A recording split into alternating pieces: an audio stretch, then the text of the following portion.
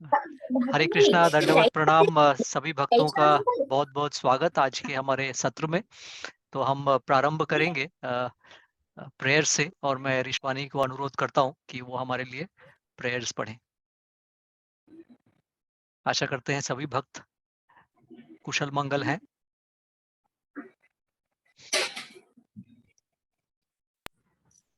ओम नमो भगवते वासुदेवाय। ओम नमो भगवते वासुदेवाय। ओम नमो भगवते वासुदेवाय। ओम अज्ञानतिमिरान्धस्य ज्ञानाञ्जनशलाकया चक्षुरुन्मिलितं येन तस्मै श्रीगुरवे नमः। श्रीचैतन्यमनोभीष्टं स्थापितं येन भूतले स्वयं रूपः कदा मह्यं ददाति स्वपदान्तिकम्। वन्देऽहं श्रीगुरो श्रीयुतपदकमलं श्रीगुरुन् वैष्णवांश्च श्रीरूपं साग्रजातं सहगणरघुनाथान्वितं तं सजीवं साद्वैतं सावधूतं परिजनसहितं कृष्णचैतन्यदेवं श्रीराधाकृष्णपादान् सहगणललिता श्रीविशाखान्वितंश्च। हे कृष्ण करुणा सिन्धो दीनबन्धो जगत्पते गोपेश गोपिका कान्त राधा कान्त नमोऽस्तुते। तप्त कांचन गौरांगी राधे वृंदावनेश्वरी वृषभानुसुते देवी प्रणमामि हरिप्रिये। वाञ्छाकल्पतरुभ्यश्च कृपा सिन्धुभ्येव च पतितानां पावनेभ्यो वैष्णवेभ्यो नमो नमः। नमो विष्णुपादाय कृष्णप्रेष्ठाय भूतले श्रीमते भक्तिवेदान्त स्वामिनिति नामिने। नमस्ते सारस्वते देवे गौरवाणी प्रचारिणे निर्विशेष शून्यवादी पाश्चात्य देशतारिणे। जय श्री कृष्ण चैतन्य प्रभु नित्यानंद श्री अद्वैत गदाधर शिवासादि गौर भक्तवृंद। हरे कृष्णा कृष्णा कृष्णा हरे हरे हरे राम राम राम हरे हरे। हरे कृष्णा। जय श्री प्रभुपाद। हरे कृष्णा, जय Shri Prabhupada. All glories to the assembled devotees. बहुत बहुत धन्यवाद ऋषवानी। तो आज का सत्र हम प्रारंभ करेंगे और थोड़ी देर के लिए मैं स्क्रीन शेयरिंग करूंगा ऋषवानी फिर से। और आज हम देखेंगे जो थोड़ी सी तैयारी हमने की है, और इसके अलावा आपसे पूछेंगे कि हम सत्र को आगे कैसे ले जाएं। तो आप सभी को ध्यान होगा, अभी पिछले सत्र की रिकॉर्डिंग अभी भी मैं वेट कर रहा हूं, पवित्रा माता जी के पास से आई नहीं है। तो पिछले सप्ताह जो हमने भाग दूसरा किया, जिसमें हमने भगवत गीता में अर्जुन द्वारा पूछे गए प्रश्नों, इसके ऊपर हमने 2 सत्र किए थे, जहां पे हमने वो 27-28 प्रश्न और प्रतिक्रिया उनके थ्रू हम गए। मैं क्या करूंगा कि एक डॉक्यूमेंट में इन सब अध्याय और श्लोक जहाँ पे ये प्रश्न पूछे गए हैं, और कोशिश करूंगा कि प्रश्न भी डाल दूं उसमें, और फिर एक डॉक्यूमेंट बना के या तो मैं सर्कुलेट कर दूंगा, मैं या विश्वानी को बोलूंगा, और सब आप सबको व्हाट्सएप से हम भेज देंगे, ताकि आपको ये एक प्रश्नों की सूची भी आपके पास आसानी से उपलब्ध हो। तो ये हमने पिछले 2 सत्र में किया। इस बीच हमने कुछ प्रश्नों का उत्तर भी पढ़ा, और कुछ प्रश्न माता जी लोगों ने भी किए, प्रभु ने भी किए बीच में। आज देख रहा हूँ रमा माता जी भी आई हैं बहुत दिन के बाद। रमा माता जी, दंडवत प्रणाम आपको भी। आशा करते हैं आपकी तबीयत अच्छी है, और बहुत अच्छा लग रहा है कि आप आई हमारे साथ।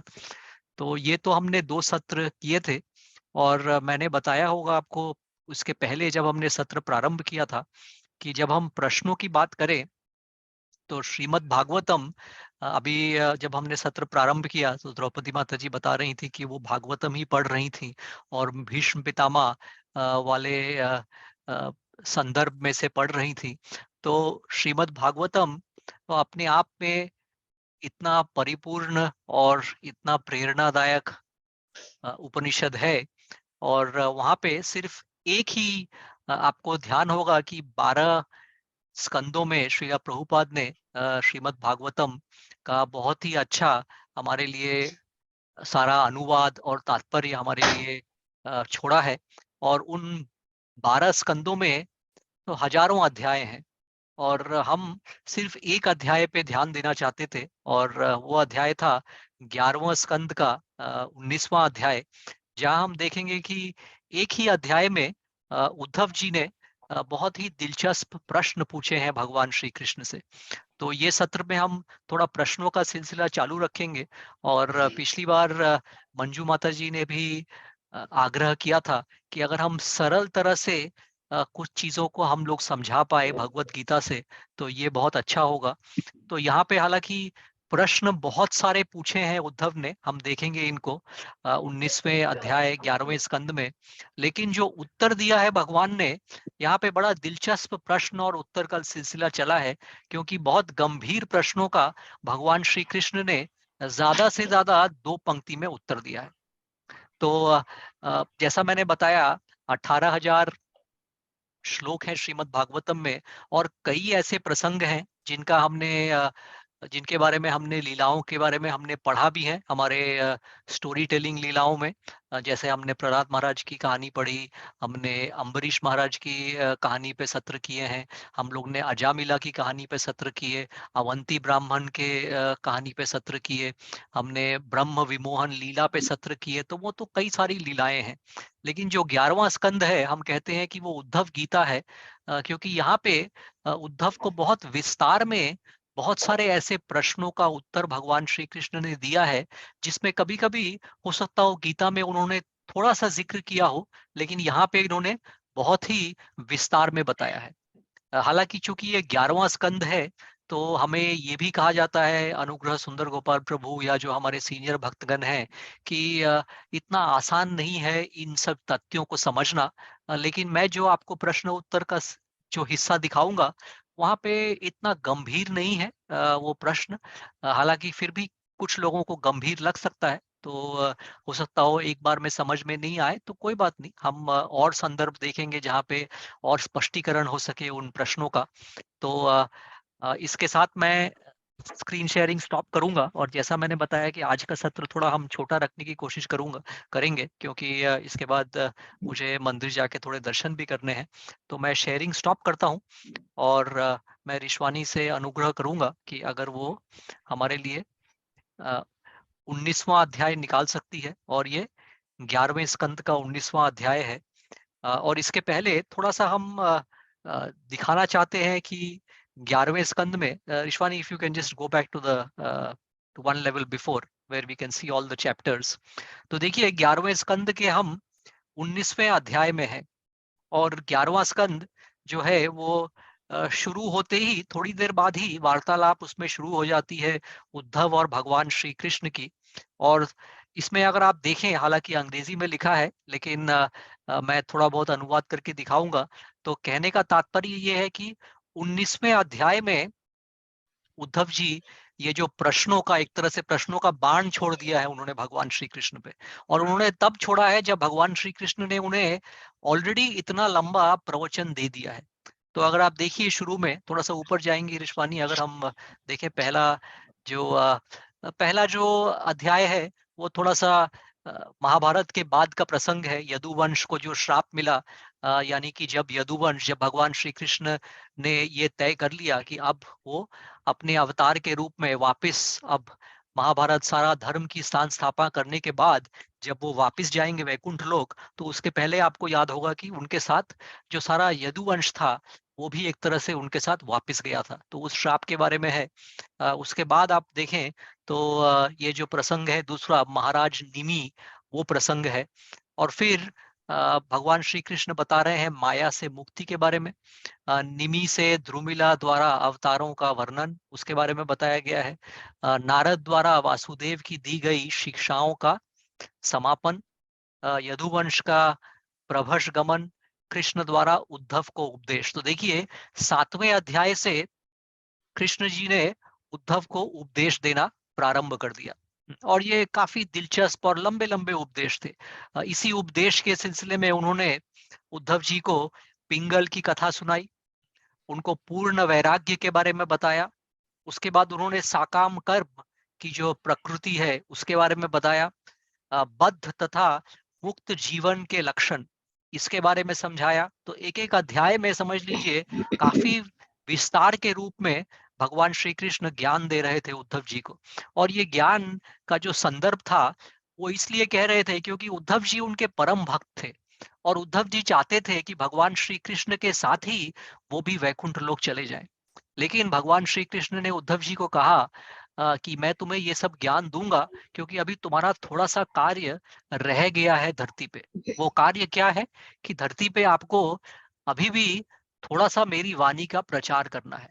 तो उद्धव जी ने ये सब जो लीलाएं चल रही हैं, जो सारा ज्ञान उद्धव जी ले रहे हैं भगवान श्री कृष्ण से, उसके बाद उन्होंने ऋषियों के पास जाकर और इस ज्ञान को और फैलाया। उसके बाद फाइनली उद्धव जी मुक्त होके वापस वैकुंठ लोक गए थे। तो इसी सिलसिले में भगवान श्री कृष्ण ये सारा ज्ञान दे रहे हैं।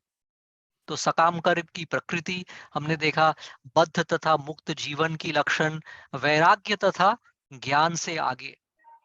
उसके बाद उन्होंने प्रवचन देते वक्त ये एक लीला के बारे में बताया, हंसा अवतार। जब उन्होंने हंसा अवतार लिया था तो वहां उन्होंने समझाया, क्योंकि ये जो वार्तालाप चल रहा था उद्धव जी और भगवान श्री कृष्ण में, तो कई जगह उद्धव जी कहते थे, और वो हमारे लिए भी है, जैसे अर्जुन ने भगवत गीता में हमने देखा 27 प्रश्न पूछे। ऐसा नहीं था कि अर्जुन परम भक्त थे तो इसलिए काफी सारे सवालों का जवाब उनके पास था। हाँ, उस समय वो विचलित थे, लेकिन बहुत सारे ऐसे सवाल उन्होंने पूछा ताकि भगवान श्री कृष्ण वो ज्ञान सारे मानव समाज के लिए छोड़ सके। यानी कि आज हम 5000 साल बैठ के भी इन सत्रों में उन प्रश्नों और उन उत्तर से हम सीख सकते हैं, हम अपना आध्यात्मिक जीवन व्यतीत कर सकते हैं। तो इसी तरह से जब उद्धव को भगवान श्री कृष्ण यहाँ 11वें स्कंद में श्रीमद् भागवतम में प्रवचन दे रहे थे, तो उद्धव भी उनसे घुमा फिरा के बहुत सारे सवाल पूछ रहे थे। कई बार कहने के बाद उद्धव जी कहते थे कि मुझे समझ में नहीं आया भगवान, थोड़ा और विस्तार से समझाइए। तो ये जैसे हंसावतार का जो अध्याय है, 13वां अध्याय, वहां पे भगवान बता रहे हैं कि उद्धव, आपको समझ में नहीं आया, एक समय था जब ब्रह्मा जी को भी समझ में नहीं आया था। ब्रह्मा जी को क्या समझ में नहीं आया था? उनके जो पुत्र थे 4 कुमार, उन्होंने कुछ प्रश्न किए थे और उसका उत्तर ब्रह्मा जी दे नहीं पाए थे। तो इसीलिए भगवान श्री कृष्ण ने हंस के अवतार में आके उन प्रश्नों का उत्तर दिया था, उस ज्ञान को आगे बढ़ाया था जो 4 कुमार थे।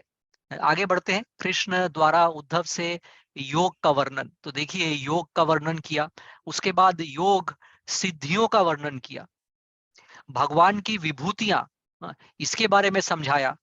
17वें 16वें अध्याय में अगर आप देखें, उसके बाद हमने देखा है भगवत गीता में तो एक श्लोक है जहां भगवान श्री कृष्ण बताते हैं कि मैंने कैसे वर्णाश्रम का गठन किया, जहां पे वो बताते हैं कि वर्णाश्रम जो मैंने बनाया, वो मैंने बनाया किस हिसाब से? मैंने कर्म के हिसाब से बनाया, न कि जन्म के हिसाब से। लेकिन यहाँ पे इस अध्याय में अगर आप देखेंगे तो भगवान श्री कृष्ण ने 17वें अध्याय में बहुत विस्तार में वर्णाश्रम का जो प्रणाली है उसका वर्णन किया। उसके बाद उन्होंने एक और अध्याय लिया जहां उन्होंने विस्तार में समझाया कि इस वर्णाश्रम के हिसाब से अलग अलग जो लोग हैं उनका क्या धर्म है।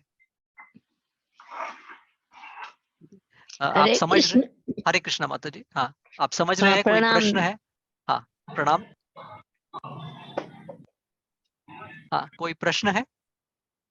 ऋषि मुनि अभी इस युग में भी तो होंगे, हम लोग को दर्शन क्यों नहीं देते? रमा माता जी, आप पूछ रही हैं, आपका सवाल है? हाँ, मेरा। हाँ हाँ। आ, मैं बहुत काबिल नहीं हूँ इसका बिल्कुल सटीक जवाब देने का। लेकिन मैं जिस तरह से बताऊंगा कि आज के कलयुग में हम्म। जो ऋषि मुनि पहले के युगों में घोर तपस्या करने वाले ऋषि मुनि थे, वो तो कलयुग में संभवतः मिलते नहीं है। अगर हम युगों की बात करें, सत्य युग, त्रेता युग, द्वापर युग और कलयुग। सत्य युग में जैसे सभी हंस अवतार थे, तो उस समय अच्छा। ऋषि मुनि रहते थे। उस समय आप देखिए, भागवत में भी ये प्रसंग है, जहाँ बताया जाता है। हम 1 मिनट के लिए हम आपके प्रश्न का उत्तर देने के लिए हम जा सकते हैं। थोड़ा सा डिटूर लेते हैं यहाँ पे। आप अगर 12वें स्कंद में जा सकती हैं ऋषवानी, और 12वें स्कंद के आप तीसरे अध्याय में जा सकती हैं, और मैं आपको श्लोक बताता हूँ अभी। थोड़ा सा संक्षेप में मैं इसका जवाब देता हूँ।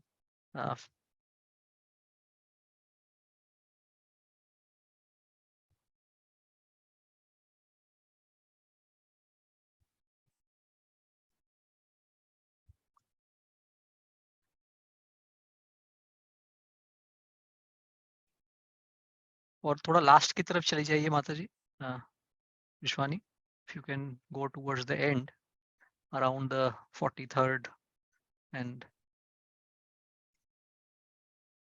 I will just tell you the shlok number.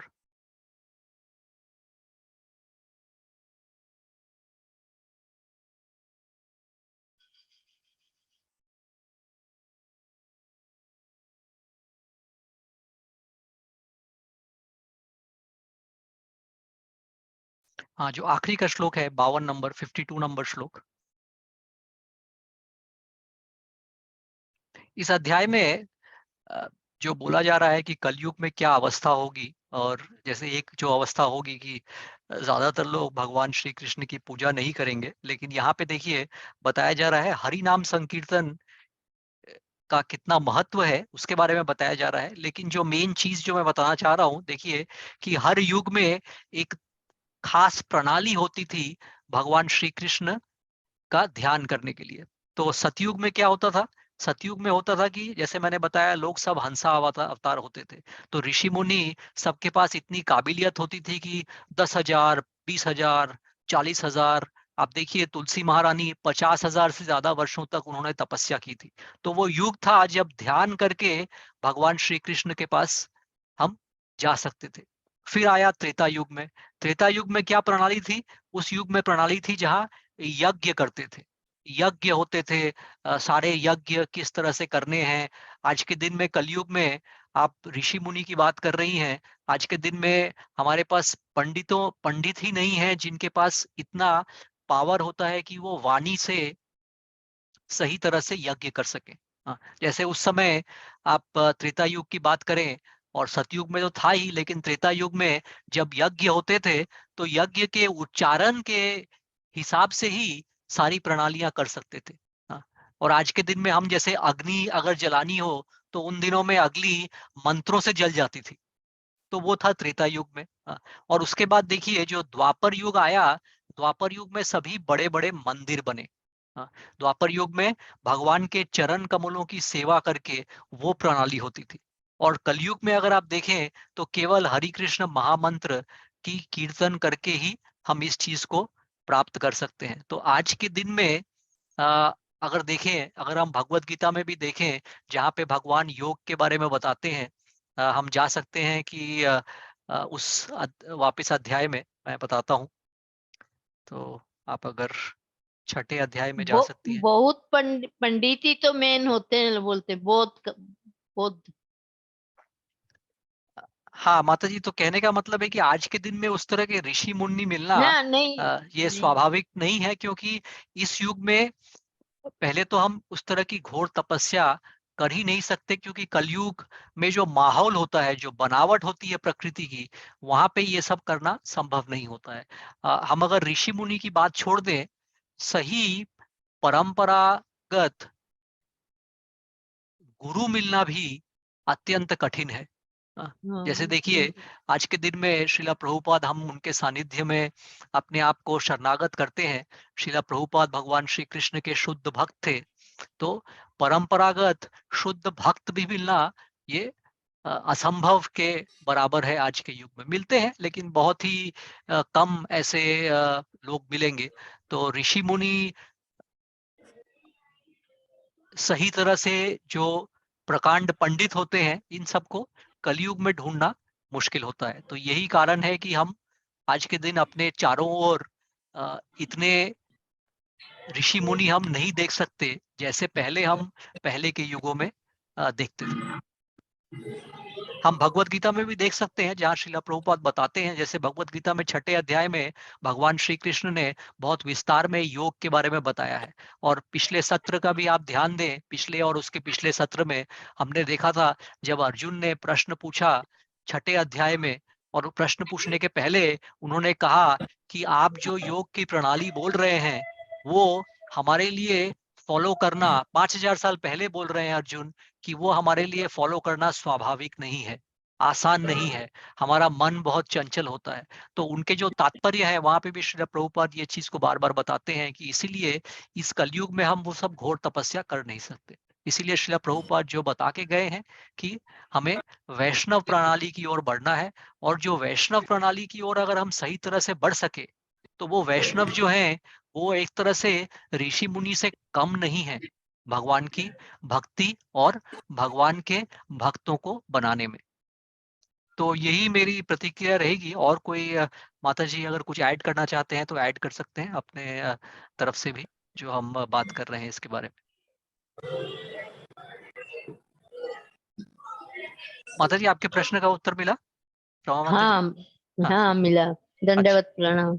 दंडवत प्रणाम माता जी। तो हम वापस जाएंगे जो उद्धव गीता का हम जो प्रसंग देख रहे थे। तो उद्धव जी बस कृष्ण को कब भगवान माने?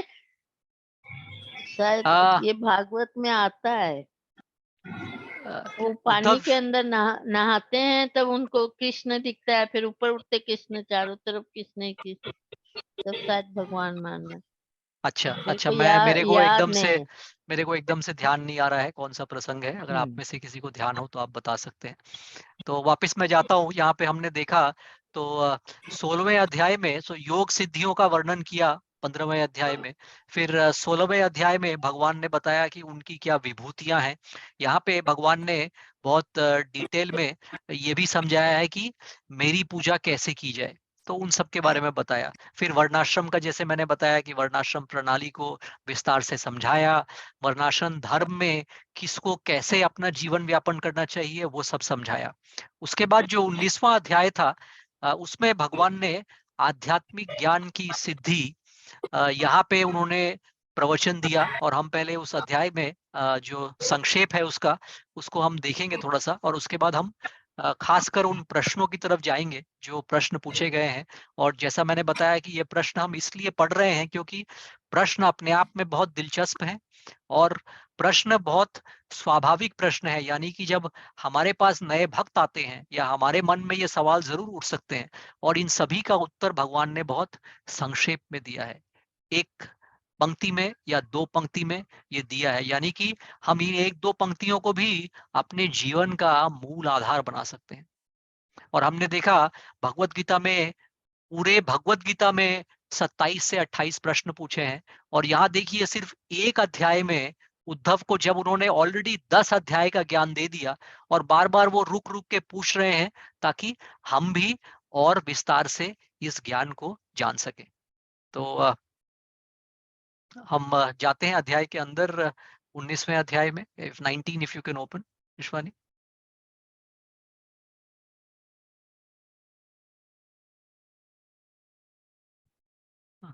I just want to see how long is the initial this thing. Can you just go down? Okay, it's not very long, right? So no problems. हाँ, तो कोई माता जी अगर हमारे साथ पढ़ सकती हैं, थोड़ा सा हम इसका संक्षेप में अध्याय का। मैं पढ़ूंगी प्रभु जी। हाँ माता जी पढ़िए, हाँ पढ़िए। इसके बाद मैं पढ़ूंगी। बिल्कुल माता जी, हाँ हाँ। ये आध्यात्मिक ज्ञान की प्रसिद्धि, सिद्धि, ये सिद्धि, तो हाँ सिद्धि। सिद्धि और नहीं है प्रभु जी। हाँ आने उसके से नीचे माता जी पढ़िए, अभी आएगा आपके फोन पे, देखिए इस अध्याय में हाँ यह बतलाया गया है। हाँ, इस अध्याय में ये बतलाया गया है कि किस तरह काल्पनिक ज्ञान के अभ्यास करता अपनी विधि और त्याग देते हैं, किंतु शुद्ध भक्त शाश्वत रूप से भक्ति के लगे रहते हैं। और लगे रहते हैं। ये तो नहीं है। साथ ही योगियों। हाँ, एक मिनट, ये जरा ठीक नहीं हो रहा, एक हाँ मिनट। माता जी कोई बात, आप टाइम लीजिए।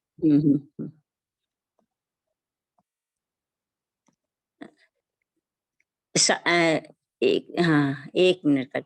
साथ ही योगियों के यम इत्यादि भी वर्णन किया गया है। श्री कृष्ण ने उद्धव से कहा, जो वास्तव में ज्ञानी है, जो आत्मा के सत्य को जानता है, वह अंतर दृष्टि रखता है, वह संसार के दैत्यों को तथा भोग के समर्थ कथा कथित ज्ञान का ज्ञान ज्ञान का बहिष्कार कर देता है।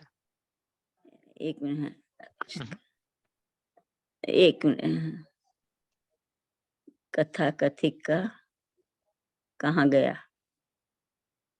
एक बार आप बोलिए। हाँ, तथा के समर्थक तथाकथित ज्ञान का बहिष्कार कर देता है। वह अपने को सबके स्वामी भगवान समर्थ, हाँ का हाँ मिल गया, आविष्कार कर देता है और वह अपने को सबसे स्वामी भगवान को तुष्ट करने के प्रयास में ल शुद्ध भक्ति योग का, यद्यपि मंत्रों के उच्चारण जैसे सामान्य पवित्र कार्य से दिव्य ज्ञान बढ़कर हरे कृष्णा बढ़कर है, किंतु हाँ शुद्ध हाँ, और भक्ति, नीचे हाँ, में है, बढ़कर शुद्ध भक्ति ज्ञान से भी बढ़कर है। इसके बाद जब जब श्री उद्धव ने अनुसेधन किया कि भगवान अनुरोध किया कि भगवान अच्छा कृष्ण नहीं दिखाई, अनुरोध किया कि भगवान कृष्ण उन्हें दिव्य ज्ञान और शुद्ध भक्ति ज्ञान से बढ़कर, इसके बाद जब श्री उद्धव ने ये तो पढ़ ली थी, अनुरोध किया कि भगवान कृष्ण ने उन्हें दिव्य ज्ञान तथा में विस्तार से बतलाए, तो भगवान ने वही उपदेश कह सुनाए जिन्होंने परम वैष्णव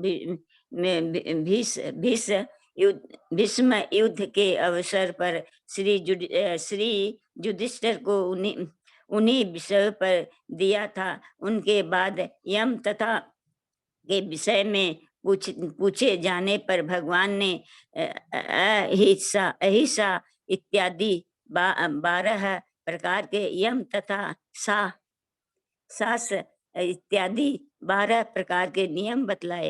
हरे कृष्णा। हरे कृष्णा। हाँ, तो 1 मिनट आप दीजिए, मैं बताता हूँ। कुछ 28 के पहले भी 1-2 श्लोक हैं जहाँ पे अच्छे प्रश्न पूछे गए हैं, तो मैं जस्ट उसको निकाल रहा हूँ।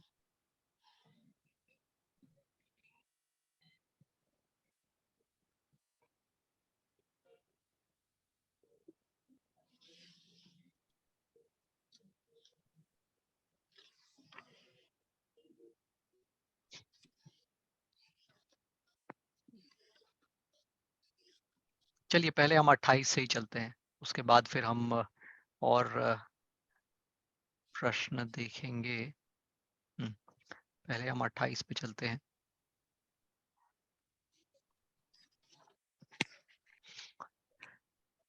तो हम 28 नंबर श्लोक पे जा रहे हैं, और 1 से लेके 28 उसके बीच में भी कुछ अच्छे दिलचस्प प्रश्न पूछे हैं भगवान श्री कृष्ण ने, भगवान श्री कृष्ण को उद्धव जी ने।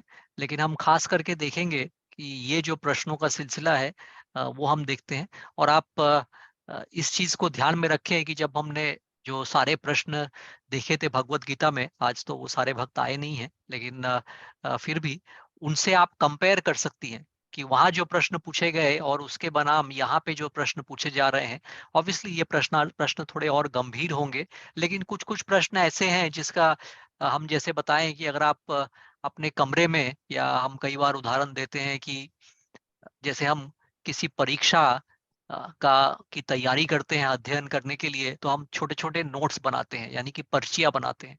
तो यहाँ पे जो प्रश्न पूछे गए हैं उनकी भी मान लीजिए हम पर्चियां बनाएं, और अगर आप अपने कमरे में एक एक पर्चियों का एक एक उत्तर लिखें, तो कई जगह भगवान इनका उत्तर 1 या 2 पंक्तियों में दे रहे हैं।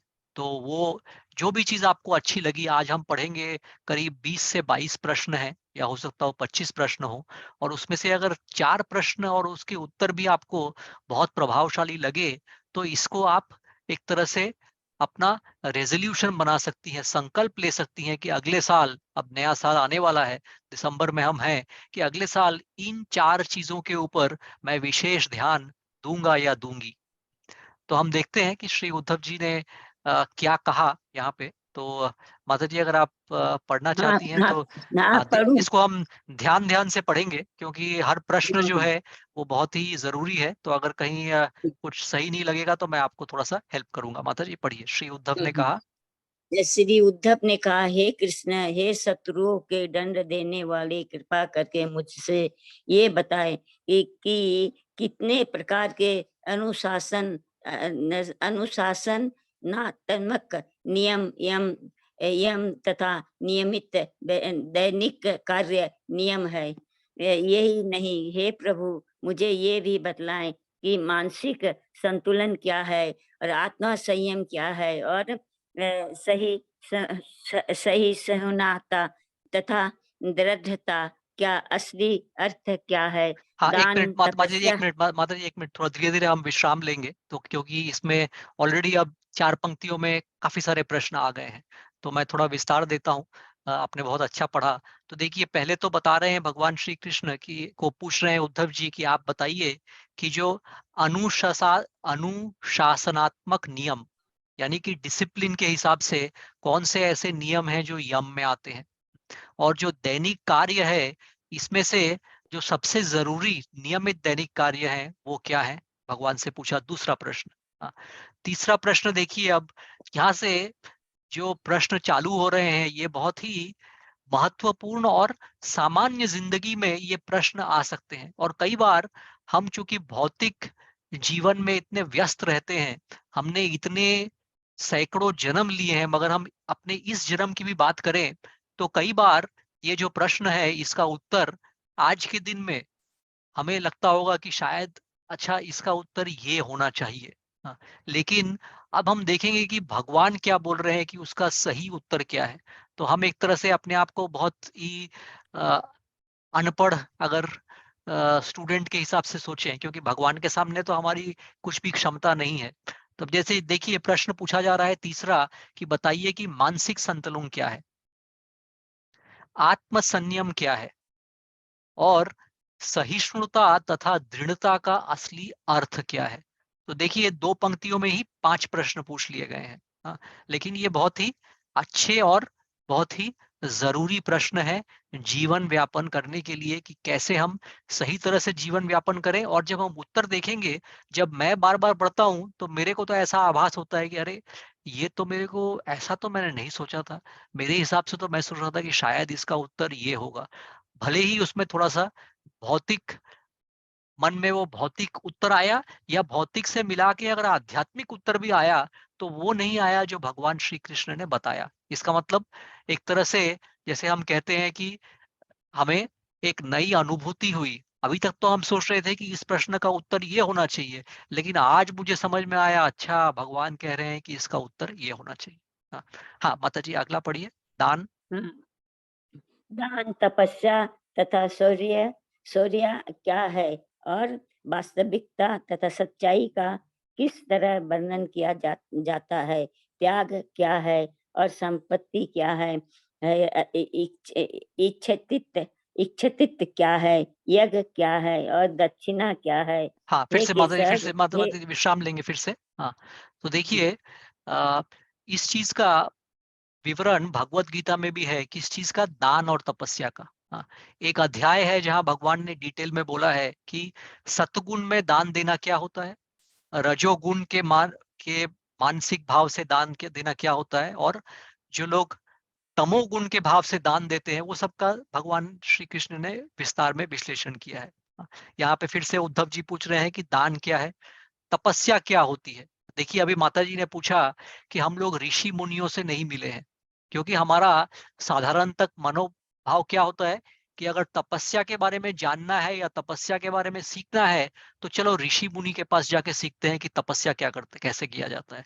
तो यहाँ पे ये पूछा जा रहा है कि भगवान आप बताइए दान क्या है, तपस्या क्या है, शौर्य क्या है, शूरवीर कौन होता है। अगर हम देखें, जैसे हम बचपन से जब हम पढ़ते हैं विद्यालय में हमें क्या पढ़ाया जाता है, जब हम इतिहास पढ़ते हैं तो हमें ये बताया जाता है कि जो भारत में जो स्वतंत्रता सेनानी थे, जो देश के लिए लड़े, निश्चित रूप से उनके अंदर भी शौर्य था। बड़े बड़े राजा महाराजाओं की कहानी सुनते हैं तो हमको ये पता चलता है अच्छा वो बहुत शूरवीर थे, यानी कि बहुत बलशाली थे, उन्होंने अपने जीवन में बहुत बल दिखाया, बहुत ऐश्वर्य कमाया। अभी जैसे हम चलचित्र की बात करें तो हालांकि वो झूठी कहानी होती है, लेकिन चलचित्र में भी हम देखते हैं जो हीरो होता है वो कितना शौर्यवान होता है। तो भगवान पूछ रहे हैं उद्धव कि बताइए कि शौर्य क्या है। और वास्तविकता तथा सच्चाई का किस तरह वर्णन किया जाता है। हाँ, सच बोलने का भी एक तरीका होता है, इसका तो वर्णन भगवत गीता में भी है। भगवत गीता में आप देखेंगे एक सेक्शन है जहाँ भगवान बताते हैं कि जो वाणी है, वाणी में भी उन्होंने फर्क किया है। जिस अध्याय में वो बताते हैं कि सतगुण, रजोगुण और तमोगुण, तो ऐसे ही वो वाणी के बारे में बताते हैं कि किस तरह की वाणी सतगुण में मानी जाती है और किस तरह की वाणी रजोगुण के प्रभाव में हम कहते हैं। तो ये प्रश्न यहाँ पे पूछा जा रहा है। हाँ माता जी आगे पढ़िए। त्याग क्या है? हे केशव, हे केशव, सॉरी एक सेकंड। त्याग, देखिए त्याग के बारे में भगवान ने पूछा है और देखिए ये बहुत अच्छा भौतिक प्रश्न है। मतलब मैं कह रहा हूं जब भौतिक प्रश्न है तो हम अपना मूल्यांकन करते हैं, कई बार अपने बच्चों का मूल्यांकन करते हैं, समाज में आसपास में अपने लोगों का मूल्यांकन करते हैं, कई बार ये देख के कि किसके पास कितनी संपत्ति है। यहाँ पे उद्धव जी ने पूछा है, भगवान आप ये बताएं, भगवान श्री कृष्ण, संपत्ति का क्या मतलब होता है? बहुत सिंपल सवाल है, बहुत साधारण सवाल है। हाँ, लेकिन हमें अगर कोई पूछे, अब जैसे हम कोई बोले कि नहीं हमें वैराग्य की स्थिति में रहना चाहिए, हम तो कृष्ण भावनामृत चेतना से जुड़े हैं, इसीलिए हम ये चीज मानते हैं। हाँ, आपसे कोई पूछ सकता है कि अच्छा आप कृष्ण भावनामृत चेतना में जुड़े हैं, तो आपके हिसाब से मानसिक संतुलन क्या होता है? हाँ, आप इतना इतना ये सब नियम कानून मानते हैं, आप यहाँ नहीं खाते, 16 माला जाप करते हैं, ये सब करने का क्या मतलब है? तो उसके उत्तर में आप इस अध्याय में आ सकते हैं और पहले तो हम देखेंगे उत्तर भगवान ने क्या दिया है कि आत्म संयम का मतलब क्या होता है। और अगर आप वो देखेंगे तो पहले तो हम भी इससे प्रभावित हो सकते हैं कि हम सही मार्ग पे जा रहे हैं, और दूसरा कोई अगर हमसे पूछे तो हम उसका भी जवाब शास्त्र खोल के दे सकते हैं। जैसे इच्छित क्या है, दक्षिणा क्या है, यज्ञ का क्या है। हाँ आगे पढ़ते हैं, सॉरी माता जी। हाँ हे केशव। हे केशव, हे भगवान, मैं किस तरह किसी व्यक्ति के बल, ऐश्वर्य तथा लाभ को समझूं? सर्वोत्तम शिक्षा शिक्षा क्या है? वास्तविक नम्रता नम्रता क्या नम्रता है? है। हाँ क्या है वास्तविक नम्रता, एक क्या है? एक कहाँ गया? हाँ माता जी हाँ, थोड़ा कर्सर दिखा क्या दीजिए है? उनको। हाँ क्या और है? थोड़ा, हाँ, तेरा कहाँ पे? हाँ, यहाँ पे, हाँ। और क्या है? और असली सौंदर्य क्या है? और सुख और दुख क्या है? कौन विद्वान और कौन मूर्ख है? हाँ फिर से माता जीवन। जी रुकेंगे, माता जी फिर से रुकेंगे अभी। अभी हाँ, हाँ, देखिए, हाँ, प्रभु जी।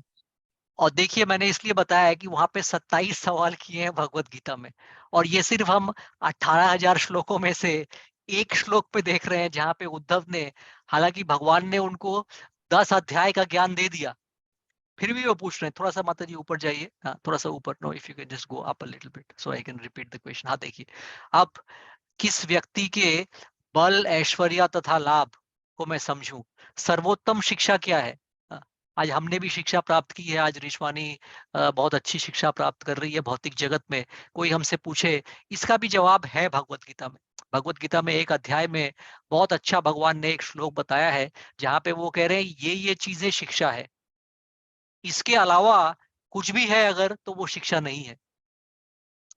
अ, तो इसी तरह से यहाँ पे भी वो सवाल पूछा गया है कि सर्वोत्तम शिक्षा क्या है। देखिए नम्रता के ऊपर सवाल पूछा है, और यहाँ पे सारी हमारी माता जी बैठी हैं। विशेष करके अगर सौंदर्य का सवाल पूछा जाए तो असली सौंदर्य क्या है, तो इसके बारे में भी भगवान ने जवाब दिया है। सुख और दुख, हम हमेशा जूझते रहते हैं इसके बारे में कि सुख दुख क्या है, तो भगवान उसका भी उत्तर देते हैं। मूर्ख कौन है और विद्वान कौन है, बहुत ही अच्छा उत्तर दिया है भगवान ने यहाँ। मैं क्यों बता रहा हूँ इस विद्वान और मूर्खता की बात, क्योंकि निश्चित रूप से ही हम जब कृष्ण भावनामृत चेतना की ओर जाते हैं तो हमारे आसपास हमारे मित्रगण, हमारे परिवार वाले, कुछ तो हमारे लोग साथ होते हैं, और कई ऐसे लोग होते हैं जो हम पर टिप्पणी करते हैं, हम पर हंसते हैं, अरे ये पागल लोग हैं, ये सब काम करते हैं, हाँ, ये मूर्ख लोग हैं। तो ऐसा नहीं कि हमसे उन हमें हम हमें उनसे लड़ना झगड़ना है, लेकिन जब आप ये उत्तर देखेंगे तो आपको ये पता चल जाएगा कि भगवान के हिसाब से आप विद्वान श्रेणी में हैं या आप सचमुच मूर्ख हैं। तो इसलिए ये सवाल जो है वो बहुत ही दिलचस्प है। हाँ, अगला माता जी, जीवन के असली जीवन के असली तथा मिथ्या मार्ग क्या है और स्वर्ग तथा नर्क क्या है, असली मित्र कौन है और असली घर क्या है। यहाँ रोकूं? हाँ, नहीं पढ़ी एक माता जी, और एक लाइन पढ़ लीजिए। हाँ हाँ हाँ, अब ज्यादा लाइन हाँ, बचे नहीं, हाँ पढ़ लीजिए। हाँ, कौन धनी है? नहीं आया प्रभु जी। अभी आएगा माता जी। असली नहीं मित्र आया। कौन है और असली घर क्या है? अ, नहीं आया प्रभु, नहीं आया। अच्छा, यहाँ पे ये लिखा हुआ है, नियंत्रता के है भक्तों को स्वामी कृपा करके मुझे इन बातों का साथ साथ इनकी विपरीतता बताए भी बतलाए। और अच्छा थोड़ा इन सा, हाँ 5 ठीक है। श्लोक। हाँ नहीं माता जी, तात्पर्य में अभी नहीं जाएंगे हम अभी तो खाली प्रश्न पढ़ रहे हैं। ठीक है, आपके पास शायद पूरे हाँ स्क्रीन में नहीं आया होगा तो मैं पढ़ दे रहा हूँ दोबारा से। असली हाँ मित्र कौन है और असली घर क्या है? कौन धनी है और कौन निर्धन है? कौन कंजूस है और कौन वास्तविक नियंता है? हे भक्तों के स्वामी, कृपा करके मुझे इन बातों के साथ साथ इनकी विपरीत बातें भी बताएं। तो हम थोड़ा सा फिर से ऊपर जाते हैं। तो देखिए ये जो प्रश्न है ये बहुत ही नहीं माता जी उतना ऊपर नहीं, just I just want to repeat the last part of the questions. तो भगवान ने, मैंने विद्वान और मूर्ख की तो बात बताई, अब क्या बता रहे हैं कि जीवन में असली मार्ग क्या है। अगर हमसे कोई पूछे हम असली मार्ग पे चल रहे हैं क्या, और मिथ्या मार्ग क्या है, तो वो भी भगवान ने बताया है। स्वर्ग क्या है, नरक क्या है। असली मित्र कौन है? हमारे जो भौतिक मित्र हैं वो हमारे असली मित्र हैं। हमारा असली घर क्या है? क्या हम धनी हैं या हम निर्धन हैं? कंजूस कौन है? वास्तविक नियंता कौन है? और ये देखिए, अब मैं काउंट नहीं किया लेकिन लगभग 20 या 22 सवाल पूछे होंगे उद्धव ने एक ही श्लोक के अंदर, और बहुत ही दिलचस्प प्रश्न। और उसके बाद अंतिम में पंक्ति में जो बोल रहे हैं, हे भक्तों के स्वामी, कृपया मुझे इन बातों के साथ साथ इसकी विपरीत भी बताएं। यानी कि अगर मैं आपसे पूछ रहा हूं कि शौर्य क्या है, तो आप ये भी बताइए कि उसका उल्टा क्या है। मतलब कौन है जो शौर्यवान नहीं है।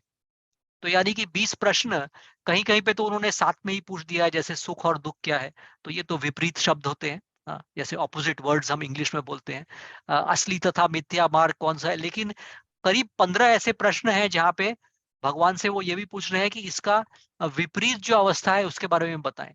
यानी कि कुल मिला के करीब 30 से 35 प्रश्न उन्होंने पूछ लिया है भगवान श्री कृष्ण को, और इसीलिए भगवान श्री कृष्ण ने सबका उत्तर एक या दो पंक्ति में दिया है।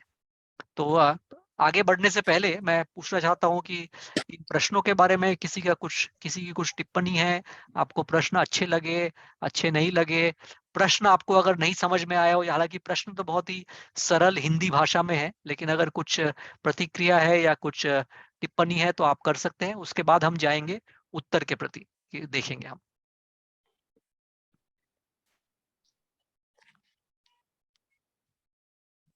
कोई कुछ कह नहीं रहा है तो हम ठीक है उत्तर के प्रति चलते हैं। और उत्तर इन्होंने काफी सारे श्लोक में दिए हैं, लेकिन ज्यादातर जो उत्तर है वो एक एक दो दो पंक्ति के हैं। तो द्रौपदी माता जी बहुत बहुत धन्यवाद। हम फिर से आपके पास आएंगे, आज तो ज्यादा भक्तगण है नहीं। हम रमा माता जी के पास चलते हैं। रमा माता जी आप अगर देख सकती हैं तो आप धीरे धीरे हम उत्तर देखेंगे, क्योंकि जैसा मैंने बताया कि एक या दो पंक्ति में भगवान ने कुछ बहुत गंभीर और कुछ बहुत स्वाभाविक प्रश्नों का उत्तर दिया है। रमा माता जी आप सुन सकती हैं? हाँ, सुन सक रहे हैं। हाँ माता जी पढ़िए। भगवान ने कहा, भगवान ने कहा, अहिंसा, सत्य, दूसरों की संपत्ति से लालयित न होना या चोरी न करना, मूल नहीं वैराग्य, अनुशासनात्मक, वैराग्य, वैराग्य, दीनता।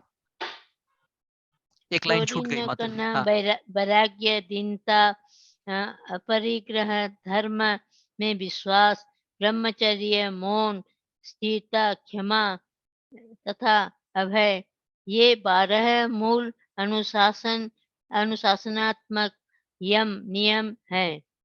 आंतरिक तथा बाह्य स्वच्छता, भगवान नाम भगवान नाम कीर्तन, कीर्तन, यज्ञ, श्रद्धा, आदित्य, मेरी पूजा, तिथि, केवल परम लक्ष्य के लिए कार्य करना तथा इच्छा करना, संतोष तथा गुरु सेवा, ये 12 नियमित कार्य नियम है। 24 कार्य उन लोगों को इच्छित वर देने वाले हैं जो उनका भक्ति पूर्वक अनुशीलन करते हैं। हरि बोल, हरे कृष्णा। हरि बोल, तो हरि बोल, देखिए हरि यहाँ पे भगवान उत्तर दे रहे हैं पहले 2 प्रश्नों का। पहले 2 प्रश्नों में उद्धव जी ने क्या पूछा कि भगवान आप मेरे को बताइए कि जो अनुशासनात्मक यम या जो नियम है, यानी कि डिसिप्लिन के हिसाब से कौन से ऐसे नियम है जो हमें पालन करना है। तो उसका भगवान ने उत्तर दिया। और दूसरा सवाल ये था कि जो हर दिन साधारण रूप से जो हमारी दिनचर्या है उसमें कौन से नियम है। तो भगवान ने पहले उत्तर में बताया 12 कौन से मूल नियम हैं जिसके हिसाब से हमको एक तरह से ये 12 चीजें हैं जो प्रिंसिपल्स हैं जो हमें जीवन में हमेशा लागू करनी है। और उसके बाद जो बताया वो प्रतिदिन के हिसाब से। तो पहले हम देखते हैं 12 में क्या बताया। उन्होंने बताया अहिंसा, सत्य, दूसरों की संपत्ति से लालायत न होना या चोरी न करना, यानी कि ये चीज हमारे मन में कभी नहीं आनी चाहिए। वैराग्य, दीनता, यानी कि हमारे अंदर दीन प्रवृत्ति होनी चाहिए। अपरिग्रह, धर्म में विश्वास होना चाहिए। ब्रह्मचर्य, मौन, स्थिरता होनी चाहिए हमारे अंदर। क्षमा तथा अभय, अभय मतलब हमें भयभीत नहीं होना है। तो ये जो गुण है, जो अनुशासनात्मक यम है, ये 12 वो हुए।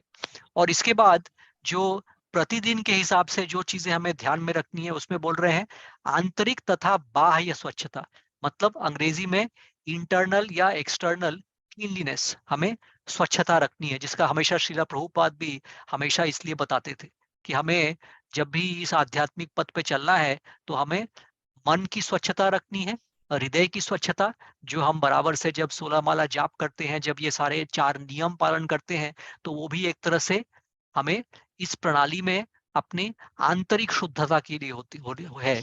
लेकिन भगवान कह रहे हैं कि आंतरिक के साथ साथ बाह्य, मतलब हमें ऐसा नहीं कि हम सुबह ठीक से नहाए नहीं। हमें देखिए इसलिए कहा जाता है कि हम कम से कम 3 बार स्नान करते हैं दिन में। यानी कि जब भी हम बाथरूम करके आते हैं, यानी कि हम टॉयलेट की बात तो नहीं कर रहे हैं, जब जब भी हम बाथरूम करके आते हैं, पेट खाली करके आते हैं, तो हमें स्नान करना चाहिए, क्योंकि भगवान बोल रहे हैं कि ये बाह्य स्वच्छता भी जो है वो बहुत जरूरी है। भगवान नाम का कीर्तन करना, यज्ञ करना, आज के कलयुग में यज्ञ करना, हमने देखा, अभी पढ़ा हमने 12वें स्कंद में कि आज के कलयुग में यज्ञ करना मतलब क्या। जैसे सतयुग में जो भगवान की पूजा करते थे हजारों हजारों वर्षों तक, वो तो हम कर नहीं सकते, तो हमें हरि नाम संकीर्तन करना है। श्रद्धा, आतिथ्य मतलब अतिथि का सत्कार, हाँ, मेरी पूजा, तीर्थाटन मतलब तीर्थ स्थलों को हमें जाना है।